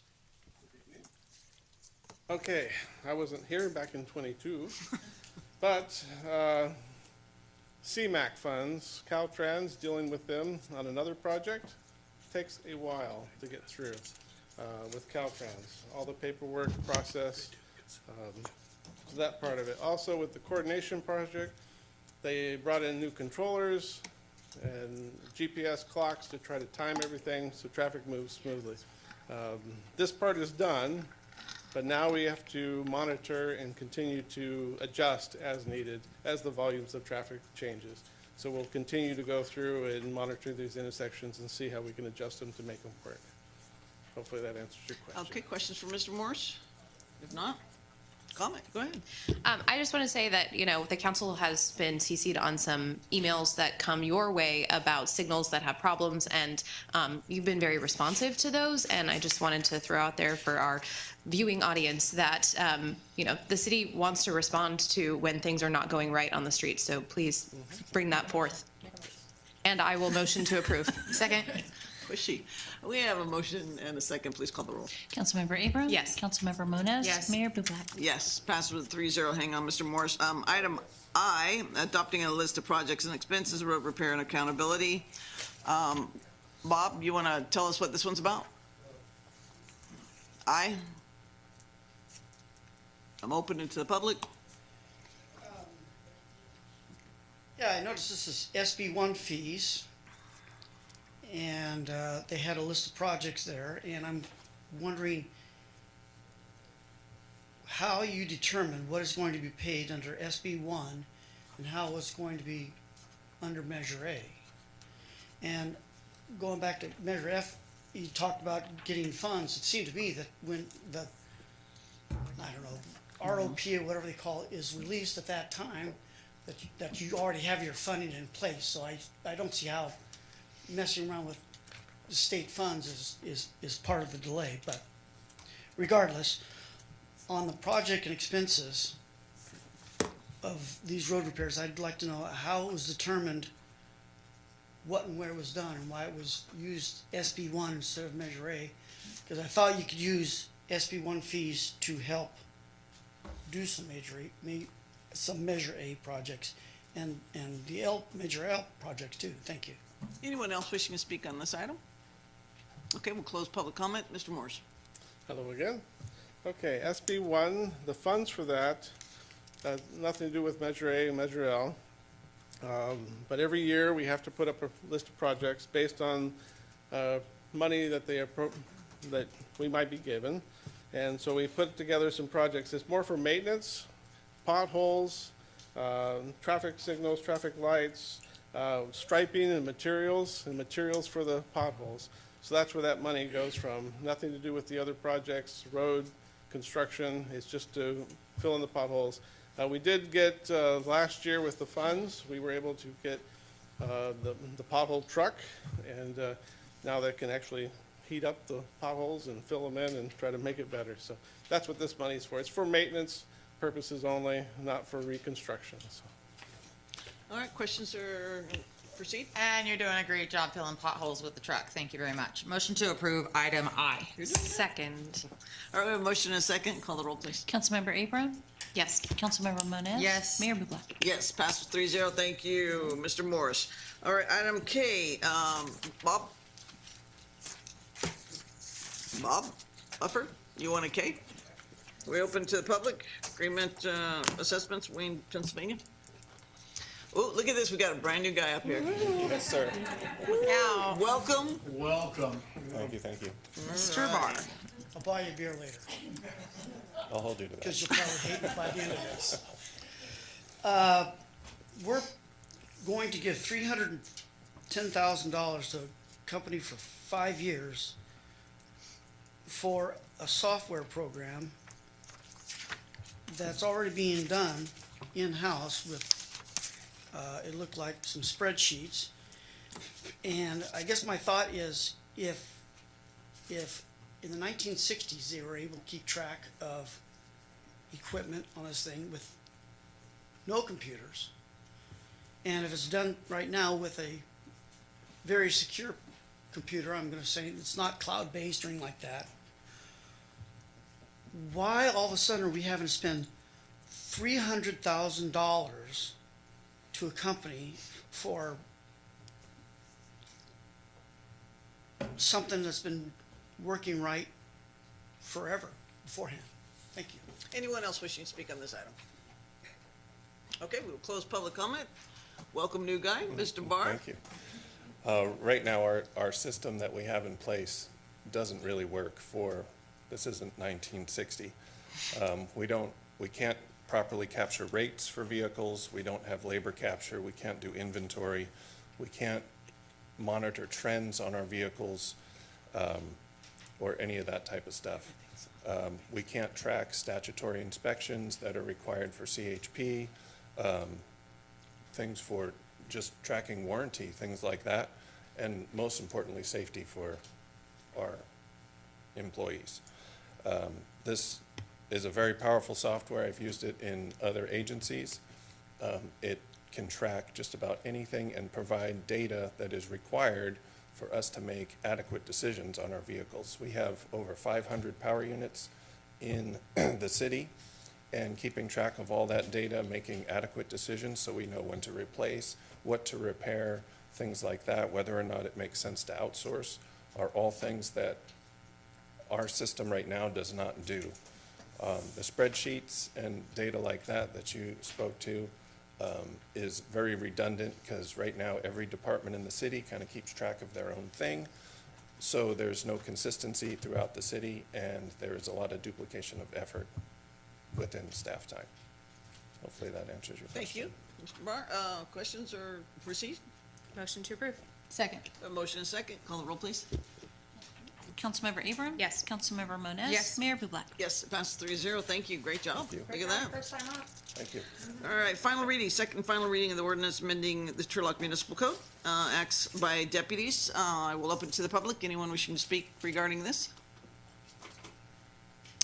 Closing the public comment, bringing it back. Motion to approve. Second. Motion and second. Call the roll. Councilmember Abram? Yes. Councilmember Moniz? Yes. Mayor Bublak? Yes, passes 3-0. Thank you. All right, 9C, introduction and first reading of an ordinance amending Turlock Municipal Code business license to switch billing cycle. Director Moreno. This is one I'm dying to hear. Come on. Wanted this Thank you, Honorable forever. Mayor, council members. Let me just start by, this is not a new tax. So, this is really just restructuring the overall process of which we do. Talking about this, it's basically our business license format and ordinance and what it does. The amendments that you're seeing is really just changing the billing cycle. Because it is a tax, we're not changing amounts. We can't bill more than what's in the current ordinance and what's adopted. What it is actually consolidating that dollar amount into one billing cycle. And why is this important to us? In the utility billing department, we are limited to one staff. Two, the dollar amounts of which it takes to actually put this out, over $5,000 almost, just for postage and managing the process itself. It takes about 5 staff members, about 150 hours, just to manage the process. It's not so much the mailing part, it's the communication and the process of the payments that come in after the fact that we have to manage overall. So it's really simplifying the department and how we manage that, but not raising taxes and not doing any format change. So we'll make sure we do communication if this goes forward. This really just needs 2 readings to be able to solidify it, and then 30 days after that, and then we can go from there. Is there any questions? Yes, can we alter the required, we have no requirements when they fill it out. Can we put requirements on there so that we can actually, the city, communicate with the businesses? We definitely can change the application process to gather information. I mean, it's up to the applicant whether they want to give us that, but yes, we can definitely change that. We are looking to change the form as well, just to gather the information. There's been communication as far as making sure we get emails or different ways that we can have different tools to get more accurate data into the system so that we can get information out of it to communicate with the public. So yes. But you don't think we can require it? I'm not sure we can. It's not built in the ordinance overall. We'll definitely need some kind of information as far as contacts, billing information, and things of that nature. But I'm not sure it's a requirement per se. But I can definitely look into that prior to coming back into our next meeting. Awesome. Any other questions? Yes, you're talking about fees to administer this, postage and things. Are we advocating for paperless billing when we're sending out a bill to say, That goes back to the communication as far as the information we gather and what we can or cannot do. We do manually do our utilities, so trying to manage the overall process itself, it's a little bit different than how the accounting system's set up and how we can get the information out. Again, we have a lot of gaps as far as the information. We have accounts that have been set up for a long periods of time where we don't have that information. We can look and see how far we can go with it because one, it'll take time to actually get that communication back out, give us your application, again, let us go through the information, not to finalize it, but more just to gather the data that we need to kind of clean up the information. sure, I mean, I understand we don't have that information now, but, a lot of places that send you a paper bill say, sign, QR code, sign up for this, and if we could, offset some of the cost savings with like you'll get a credit at some point for being on paperless, I would love to see us move in that direction. So to that point, we are looking at a new credit card processing way we can do things. I think that goes back to the website and communication that we go through there and how we can kick information out. So we are looking at the tools to be able to get those things done. But we got a new computer. It's fancy. That's It's not nice. touchscreen, Look though. at that. All right, let's open it to the public. Anyone wishing to speak regarding this, making it just once a year instead of two for the business license? Okay, closing public comment, bringing it back. I just have one more question. How are you sure. going to communicate this to the businesses so you don't get a million calls that say, my rate is doubled? What are you talking about? So we have the information as far as the mailing list of business locations. We can kick out a mailer in that sense of the way, just to get ahead of it so we don't have that confusion. So right now, the actual billing should be going out. So instead of that billing, we're going to get some information out instead. Motion to approve. Second. We have a motion and a second. Will you call the roll, please? Councilmember Abram? Yes. Councilmember Moniz? Yes. Mayor Bublak? Yes, passes 3-0. Thank you, Director Moreno. Thank you. All right, Director Sims. 10A, authorize the city manager to enter an agreement to utilize the unallocated reserves that we use for RAD card, help the businesses. Good evening, Mayor, council members, city staff, and members of the public. The item before you tonight is asking City Council to approve a resolution that would authorize the city manager to enter into an agreement with Presert Marketing in the amount of $100,000 to provide a City of Turlock Business Development and Assistance Program and appropriating $425,000 unallocated reserves from Fund 119 American Rescue Plan Act, ARPA, to pay for the City of Turlock Business Development and Assistance Program. The city had terminated the RAD card program agreement back in January of 2023. At the time of the agreement termination, the city had $425,000 in funding not utilized for that program. Staff has been directed by City Council to identify a small business development and assistance program that the remaining funds of $425,000 can be utilized for. This specific business development and assistance program is an opportunity to satisfy that request. Out of the total, $425,000, $100,000 is allocated for the contract service fees and $325,000 for business development matching funds. The $325,000 will be placed in a fund managed by the city that can be dispersed to Turlock small businesses up to $500 per month that participate in the program's matching funds that can be used for various elements such as website software, programs, automations, social media, and online ads.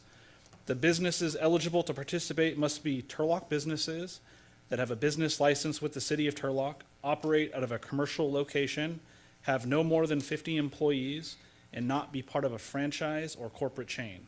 The business development program is limited to 100 businesses. The agreement would provide a number of valuable business resources and strategies that can potentially elevate the performance of the businesses that participate. Common consulting strategies and topics include weekly business workshops, as well as marketing strategies, business strategies, e-commerce, economic, financial strategies, websites, artificial intelligence, AI, digital content creation, social media ads, business automation strategies, business coaching, and more. Presert Marketing will provide city staff monthly reporting and statistics on the City of Turlock Business Development and Assistance Program, such as number of businesses they're working with, names of the businesses, services provided, number of workshops, the attendees, and other analytics as well. If there are any further questions, I'm here, and also with us tonight is the owner of Presert Marketing, Mr. David Franson. Questions? Yes. Did this proposal go through the standard RFQ process? It did not. It's a professional services agreement, and the purchasing authority is within the city manager's discretion, so we didn't have to do that. But at the time that RAD card funds were withdrawn and it was made known that a program like this was the desire, there was an RFQ that went out, correct? We did. There was an RFQ that was issued, I think, March of 2023, some time ago. Mhm. There was maybe 2 to 3 applicants that submitted proposals, but those ones didn't satisfy what we were looking for. Okay. And in looking for this professional services agreement, did we at least satisfy like the same requirements that were asked of those applicants for the RFQ? Did we follow our same rubric there? No, we didn't. For as far as just thinking of other policies that have come forth from this council, about a month ago, we decided upon disclosure forms, and I'm curious if, Mr. Petrolakis, if this contract would fall under the disclosure forms and if that is going to happen. Yeah, good question. The rollout of that has turned out to be a more ambitious task than I thought. So the contracts are going to be the last thing we bring online. We're starting the grants first and then roll into the contracts. So I think the contracts are going to take some time to get there. Okay. And then Director Sims, so as we're, hopefully getting information back on how this project is moving forward, if it does move forward, can you lay out at the outset exactly what would be the metrics for success on this, if this program is working, broadly speaking? Yeah, in our eyes, success can be defined as, there's weekly workshops going on, attendees are ramping up each week, with this one outlining 100 businesses as the goal over the 5 months. We'd like to see, 20 businesses within the first month, and then just keep ramping up as well as we go through the contract. So when the invoices come each month, what kinds of things do you want to see on there that will show that the contract is fulfilling what it needs to do? Yeah, on the invoices, we would like to see them itemized, showing what services were provided, how many workshops, what were the workshop topics, what business services are being provided, so on and so forth.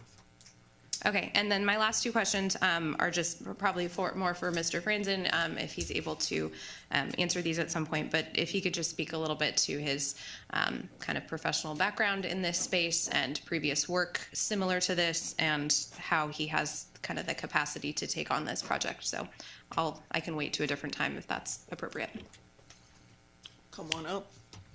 Let's open it to the public. Mr. Franzen, tell us what you know. Whichever, that's fine. So as far as my experience goes, I've been doing business on the internet even before a business, basically when eBay was starting. So that's how far back it goes. And then obviously I got into online news, media, and then I started the marketing company just because everyone was coming to me as the internet guy basically around here in late 2012. And since then, or like at that time, I'd probably service about, say, like, I don't know, I think it was about 30 different businesses at that time. And that was anywhere from doing websites, because I had a website, everyone asked me who did that, to then I was on Facebook before there was actually business pages. So sort of hack around that with personal pages. Who did that? I did. Google ads. And then I had a graphic designer and all that. So that's pretty much how I got started. And then I had refined just by demand to basically turn into more of a strategist. Of course, like focusing with internet as the tool to achieve all these business results with data collection, and, getting customer contacts, all of that. So then I refined that to be basically working with businesses that would pay me about like 10, 15, $1,000 a month to 30 to 40,000 dollars a month. And so I had to refine to service that need. And then in one of those, I basically brokered the deal for like an acquisition of the company. It was sold here in Turlock for $75 million. And of course, I got a broker fee in that. And so that pretty much put me into working on just my own project for the last couple of years. But there's a need for people that constantly call me out for marketing. I help a lot of people for free, but they won't do the work. So they'll take the advice, like anyone can watch YouTube and see that everything that I'm listing here, Facebook, Google, and website, these are like the biggest companies in the world that have the most revenue, that have the most profit, and it's all about digital marketing. So that's pretty much what I've done for, almost 20 years now.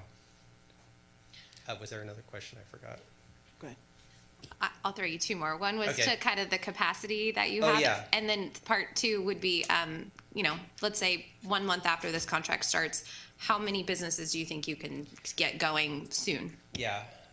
So to the capacity, I know people have questioned. It seems like I'd have to tailor for every industry, but really I'm not. I'm talking about the basics that a lot of our local businesses are not doing. It's really communication using technology. So, through the in-person workshops or classes or whatever, that's something that has not been offered through the previous attempts. And I think it's key because everyone knows they got to be on Google and Facebook and have a website, and they don't do it. So I literally will be there, turn their computer around. They're probably locked out of their Facebook account, don't have their email. I mean, it's a lot of work. And so I know through having it there that I can be able to service a lot of people at once just through streamlined processes of basic strategies, communication and business strategies. As far as how many people I can service, the 100 people is totally doable because of the in-person. I could have 20 people at once, and then I can do one-on-one coaching, which is listed. I think it's listed in the details to provide like a half-hour one-on-one, and that's going to be at least, by the way, because I've already talked to people when they do come to these in-person workshops. They're asking how long it is, and I'm going to end up staying around because it's at my office. As far as ramping up, getting ready to go to, that is one thing that I'm able to do almost immediately compared to the previous alternative things. There's always a ramp up time and a launch time, and we had a launch issue on one of the things, so I'm able to do that pretty quick. In the first month, I would say, I don't know, just off the top of my head, I'd say 20 to 50 businesses will be contacted with communication on their stuff. Yeah, I can go pretty quick. Okay, thanks. Real quick, Oh. how's this look? Why now? I mean, what? So yes, well, first of all, I believe the funding being proposed is ARPA funds. I believe that's got to be allocated sometime soon, the end of this year. And that is also another thing too. Any other proposals coming up, it's going to take time. This is important because the holiday season for a lot of businesses, it essentially starts in July. So it's not necessarily maybe selling or the ads, but they have to know if they're going to commit or not with inventory, staffing, and that's how confident they are. It also takes a month to get going on this because you don't do ads right away when you're coaching people or assisting. It's really about making content. So there's a lot of stuff in that, like using AI to write your captions, to write your About Me page on your website. So then I'll be teaching them those softwares first. So they have to ramp up for the holiday season. Also, as like some of you might know, but the election season basically goes into full swing, and a lot of national and regional campaigns spend a lot of money on ads, and they flood the market, and it actually raises the bidding up for all industries just to try to poke through. So they really need to start early, and those ads need to really be helping people get emails and text numbers so that they can have direct to consumer more than starting Facebook ads in November. It's going to be very tough. So that's why it's important to be able to do something ASAP. Other questions? Thank you. Okay, thanks. Anybody else wishing to speak? Yes.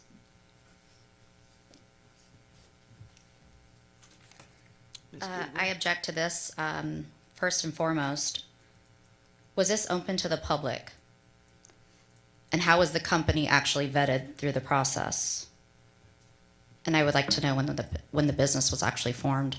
and to give the public an actual, give their public opinion on how they would like to move forward with this company. I mean, how is it vetted? The address is actually right here on Broadway, and so I'm not sure if it's just a relationship that the city has with this individual, and I'd really like to see that be brought forward so other businesses that are in the marketing, department can actually have a say on this as well, and possibly, get voted on.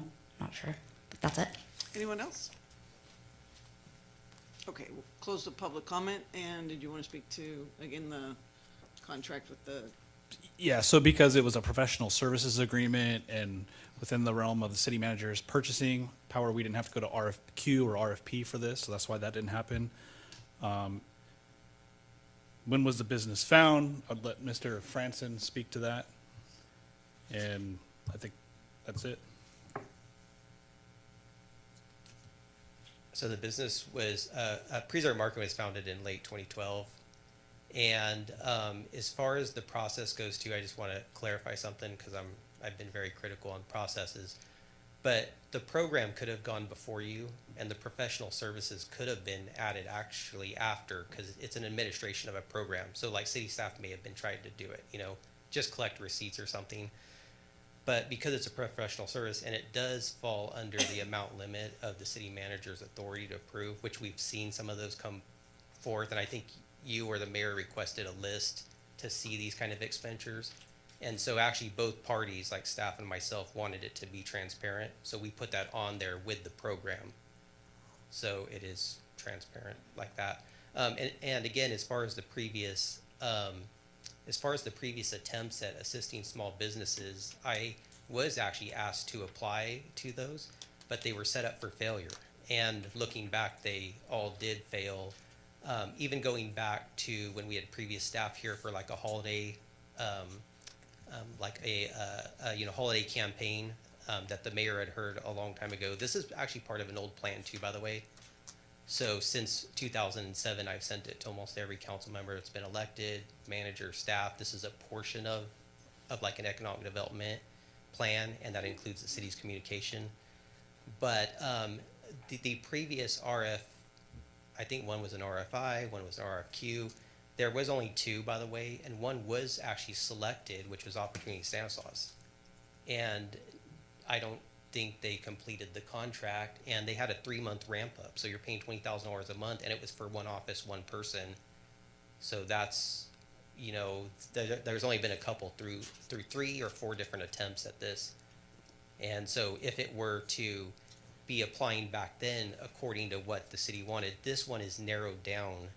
So that's why it's achievable, and that's why I actually am, coming out from what I'm doing in my projects to assist in this. all right, what you will. Sure. Sorry. I want to say that some of my questioning is I wish that this would have gone through the normal process. I understand it's under the limit and that the city manager has that authority. But if we went through the process before, we should stick to our processes. To the question, I think, about, why now with ARPA funds, we pulled the ARPA funds from the RAD program a year and a half ago. So this would have been great to see a year ago to help fourth quarter in 2023. But with all that being said, I do really want this to be successful. Director Sims and I and the city manager and I have had conversations about a program like this many times. And, in my iteration, it was maybe tapping into the talent and the future students at Stanislaus to partner with businesses. But, I understand how small businesses need assistance. They're very busy working on the day-to-day operations of running their business and don't have time to do all of these extra things that are going to make things more efficient. I would ask that the $500 that's put in there for matching funds, and it's kind of how it's presented, I think, in the staff report is just for, ad buys and things like that. I would like to see that broadly, applied to if there's a business that needs to implement a software that's going to make their business more efficient and more effective. Obviously, marketing is a huge part of this, but businesses have different needs, and if that $500 can go to improving a different facet of their business, I'd like to see that. So I'd also like us to really carefully watch that this is working, because ARPA funds do have to be, allocated by the end of the year. And I want to make sure that whatever we're putting this toward is really getting results and being very successful. So with that, I will make a motion to approve this. Second. All right, motion and second, call the roll, please. Councilmember Abram? Yes. Councilmember Moniz? Yes. Mayor Bublak? No. I would really like to look at it a little differently in that software costs so much more, and this is about advertisement, and so that was why I voted no, because I mean, it passed, but I just. No, it doesn't pass. It's adopted by resolution. It requires 3 votes. Oh, okay, well then let's talk about this again. For me. Would you like to change your vote? No, I want to talk about this for a second. I just feel like the software is expensive. Yes. Is this the $500? So these are matching funds. If someone's going to spend up to $500 on Facebook, essentially you're going to get $1,000 to spend. The website part though, that $500, which could be for like $1,000 of work on a website, is that what you're talking about, the website part? Because it's actually split up. You can get up to $500 for Google, up to $500 for Facebook for 3 months. Then there's just a one-time website, $500 grant. Or are we talking about it all? I mean, I was just advocating more for flexibility in that the matching funds could be used for what the business needs. So, for example, if you're in a services industry and you need to potentially, get a contract to have a third party that can plug in your website so you can buy widgets from this company, if the business puts in money to do that, I want the matching funds to be able to apply to that as well. I think that's not just marketing, but it's making a contract to get it. Yes. Are you laughing at widgets? So, Yeah. So with the website part though, that's $500, and that can go to whatever. So if you need to plug something in your website, or you need website work, it's ideally, the whole intention is if you don't have a website, but some people have a website that literally hasn't been updated forever, so they will probably have to hire someone to do a website, most likely. I'll try to help as much as I can, but these people may want to hire someone.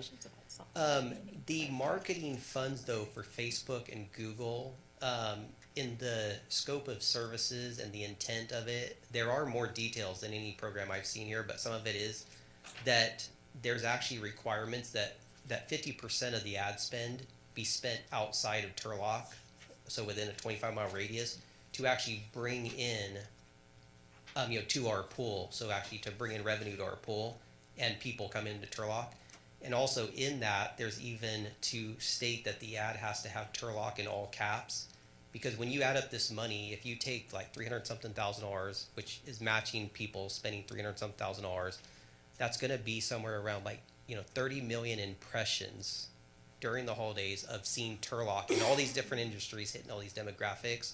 So that would change if we use it for software. It could help with business. That's another cause, though. But this is really to spread, to bring into all of Turlock. So it's not just like sales tax, professional services. So that was a little of the intent. If you guys, but I mean, you guys can, tailor this. I know like the mayor asked me about, because this is part of a bigger program. And when we did first bring this up, it was actually $1 million. And there were stuff it was more like giving upfront money to start. I know she asked about this, what if we gave $250 for people that don't spend on marketing? They've never tried it, don't have faith in it. And I basically said, you guys could tailor this how you want to. It's going to be administrated, and we'll still achieve most of the same goals. I just don't know about how much you want to take from promoting all of Turlock and bring it in. But for the sake of software versus analytical analysis of advertisement, how do you track software per se? That'd be harder for stats and data. Well, and that's why the website part is one-time $500. There's not much I'm going to be able to do except for show you a before and after. So here's a website they weren't able to sell online, and now they have a buy now button, and hopefully they give me some sort of info like, hey, I got a customer off this. Or if their website, or if they have no website, now they have a website. So that's why if it falls into that, that's very broad, and I would see that $500. If you want to increase it, I mean, get some money in there. If it becomes a problem, can we agree to this? If it were to become a problem where you see that everybody's software is like Yes. Commodore 64, you come back my to, gosh. I'm just going Well, old school. Anthony is going to be directing this, and this is in concept, so like, I think I've talked to a couple of you about this. If we're finding needs, then it can be refined. Essentially, you're going off of the amount and the concept and these, 3 basic areas, Facebook, Google, website. If it's needs to be revised, that's also something that could be done. I guess I'm just advocating for, I want to make sure that we're listening to the businesses and not just telling them, you can only use it for X, Y, Z, because this consulting is going to highlight not just areas where there's maybe weakness in marketing, but also processes and things. So I want to let the businesses do what they need. She did say that. Processes. Again. Okay, so are we agreeing that we're taking it as is and with the understanding that Director Sims will advocate should it need to be dispersed in a different way? Or are you still on? I guess I don't see exactly in the scope of services where it says the 500 can only be used for X, Y, Z. Did I miss it somewhere? It covers a wide variety of resources, so it doesn't say it has we to don't be. have to be- So we can then be we don't have to flexible. label it. They'll figure Yeah, it out. just my wish for this program is that it will be successful and we will not limit the businesses based on what's been articulated, but be responsive to their needs with these matching funds. Can I make another motion for the same thing? Another different motion would be appropriate. Motion for a revote. There's the fancier way would be somebody in the majority, the 2, to make a motion to reconsider the matter. That could be voted. That is a legal term of art, sir. Well, occasionally I have to earn my keep, so you can either have. Motion for reconsideration of item 10A, Madam Clerk. Second. We do 2 votes? Yeah, Second? We have a motion to reconsider. that could pass by a simple majority, Jesus. in case you're interested. Call the roll, please. Please call the roll. Write it all down. This Councilmember process Abram? is wrong. Yes. Councilmember Moniz? Yes. Mayor Bublak? Yes, it passes 3-0. Thank you. Nice. Look at the city attorney earning his job. I would take some time to reconsider. All right, let's reconsider. Okay, we're good? I think so. Okay. All right, now we have item B, and this is the org chart, so Director. No. No, I asked you, are we good? And you said yes. No, we're Okay. good on the reconsider. I thought you asked me, Okay, would you take motion? sufficient time to reconsider? And I was using a very lax interpretation. Okay, of that we're, to say yes. silence, go ahead. Given Now a motion on the original. We got this. Silence. Motion to approve the original matter now that we have reconsidered and we are all understanding of this. Very good job. Second. We have a motion and a second, will you call the roll, please? Councilmember Abram? Yes. Councilmember Moniz? Yes. Mayor Bublak? Yes, passes 3-0, thank you. Okay, Director Dami. Good thing there's not one of these court reporters in the room, because she would have never kept up with all that. Good evening. I'm gonna eliminate that whole section from, where do we, YouTube. Right. Would be the missing 3 minutes. But it was accurate. Okay, it's Director Dami's turn. Thank you. Good evening, Mayor, City Council, City staff, and members of the public. My name is Jessie Dami, Human Relations Director. And the item before you is approving the revised Municipal Services Department organizational chart effective July 1st. On June 11th, City Council approved the fiscal year 24-25 budget, which included the merge of Public Works and Municipal Services. And the revised change this evening that we would like to point out is the original proposed chart presented on May 14th had the Water Quality Control Lab under the direction of the Regulatory Affairs.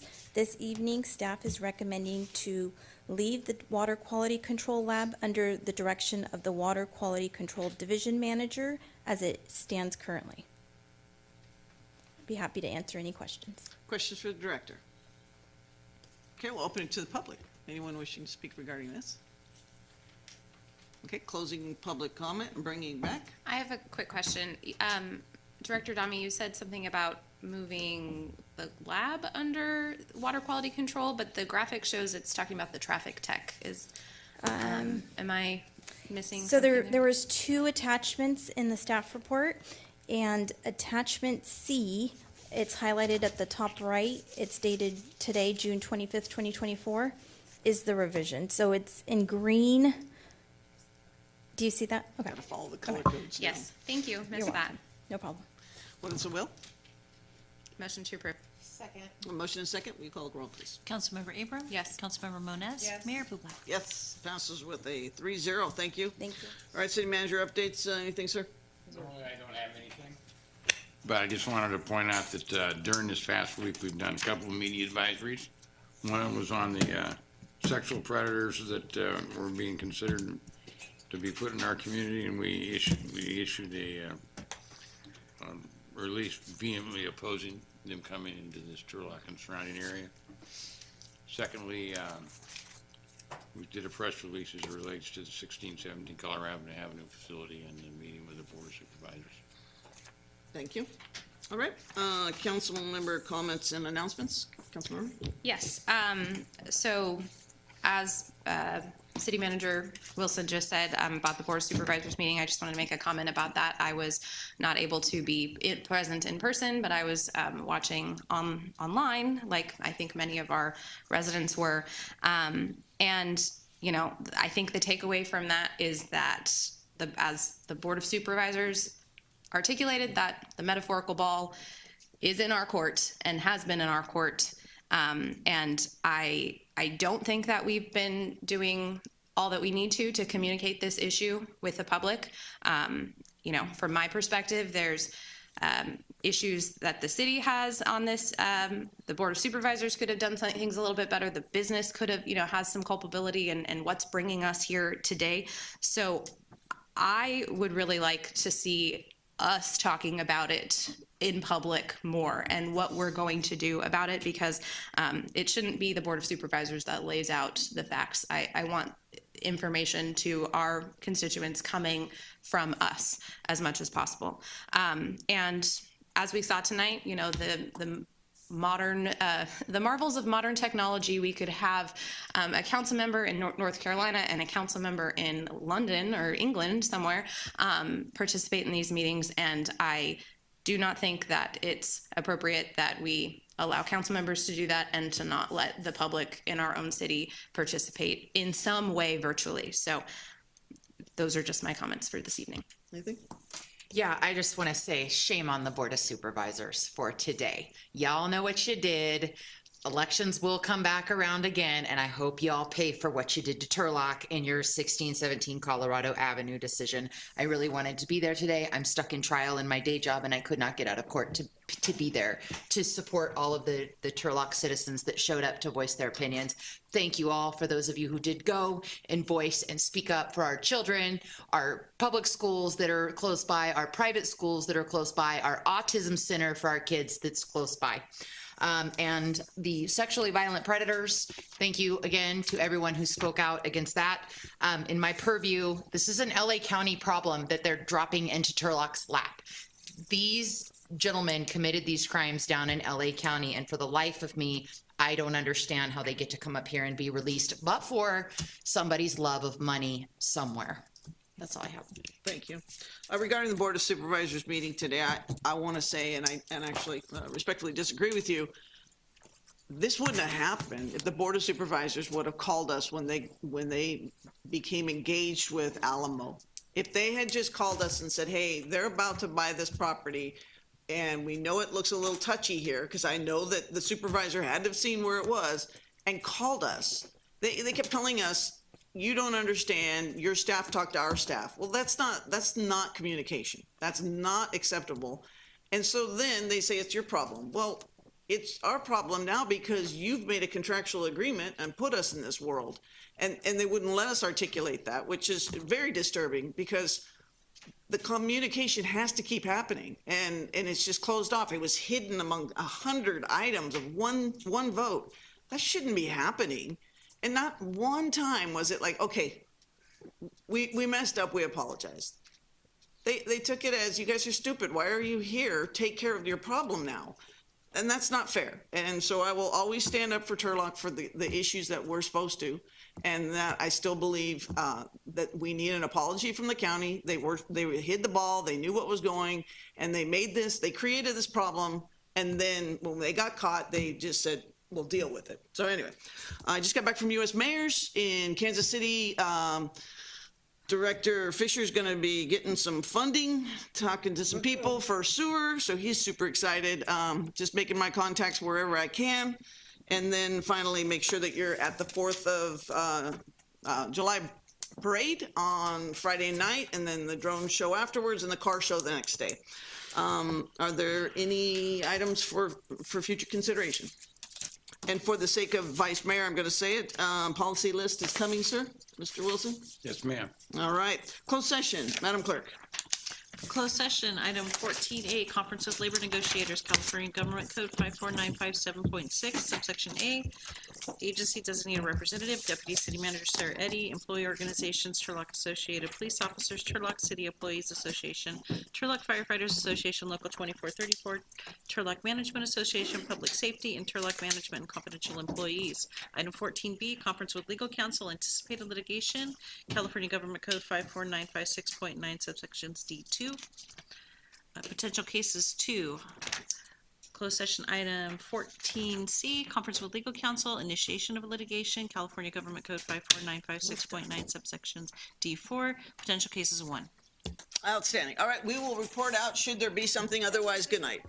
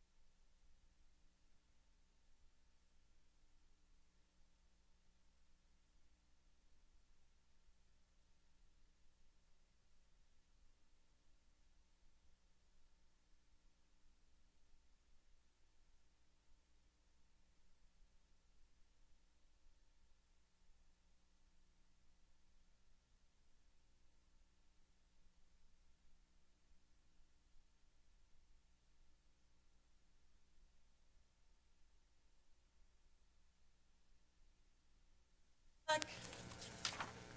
Hey. Not too shabby. We're back and there's nothing to report. Good night.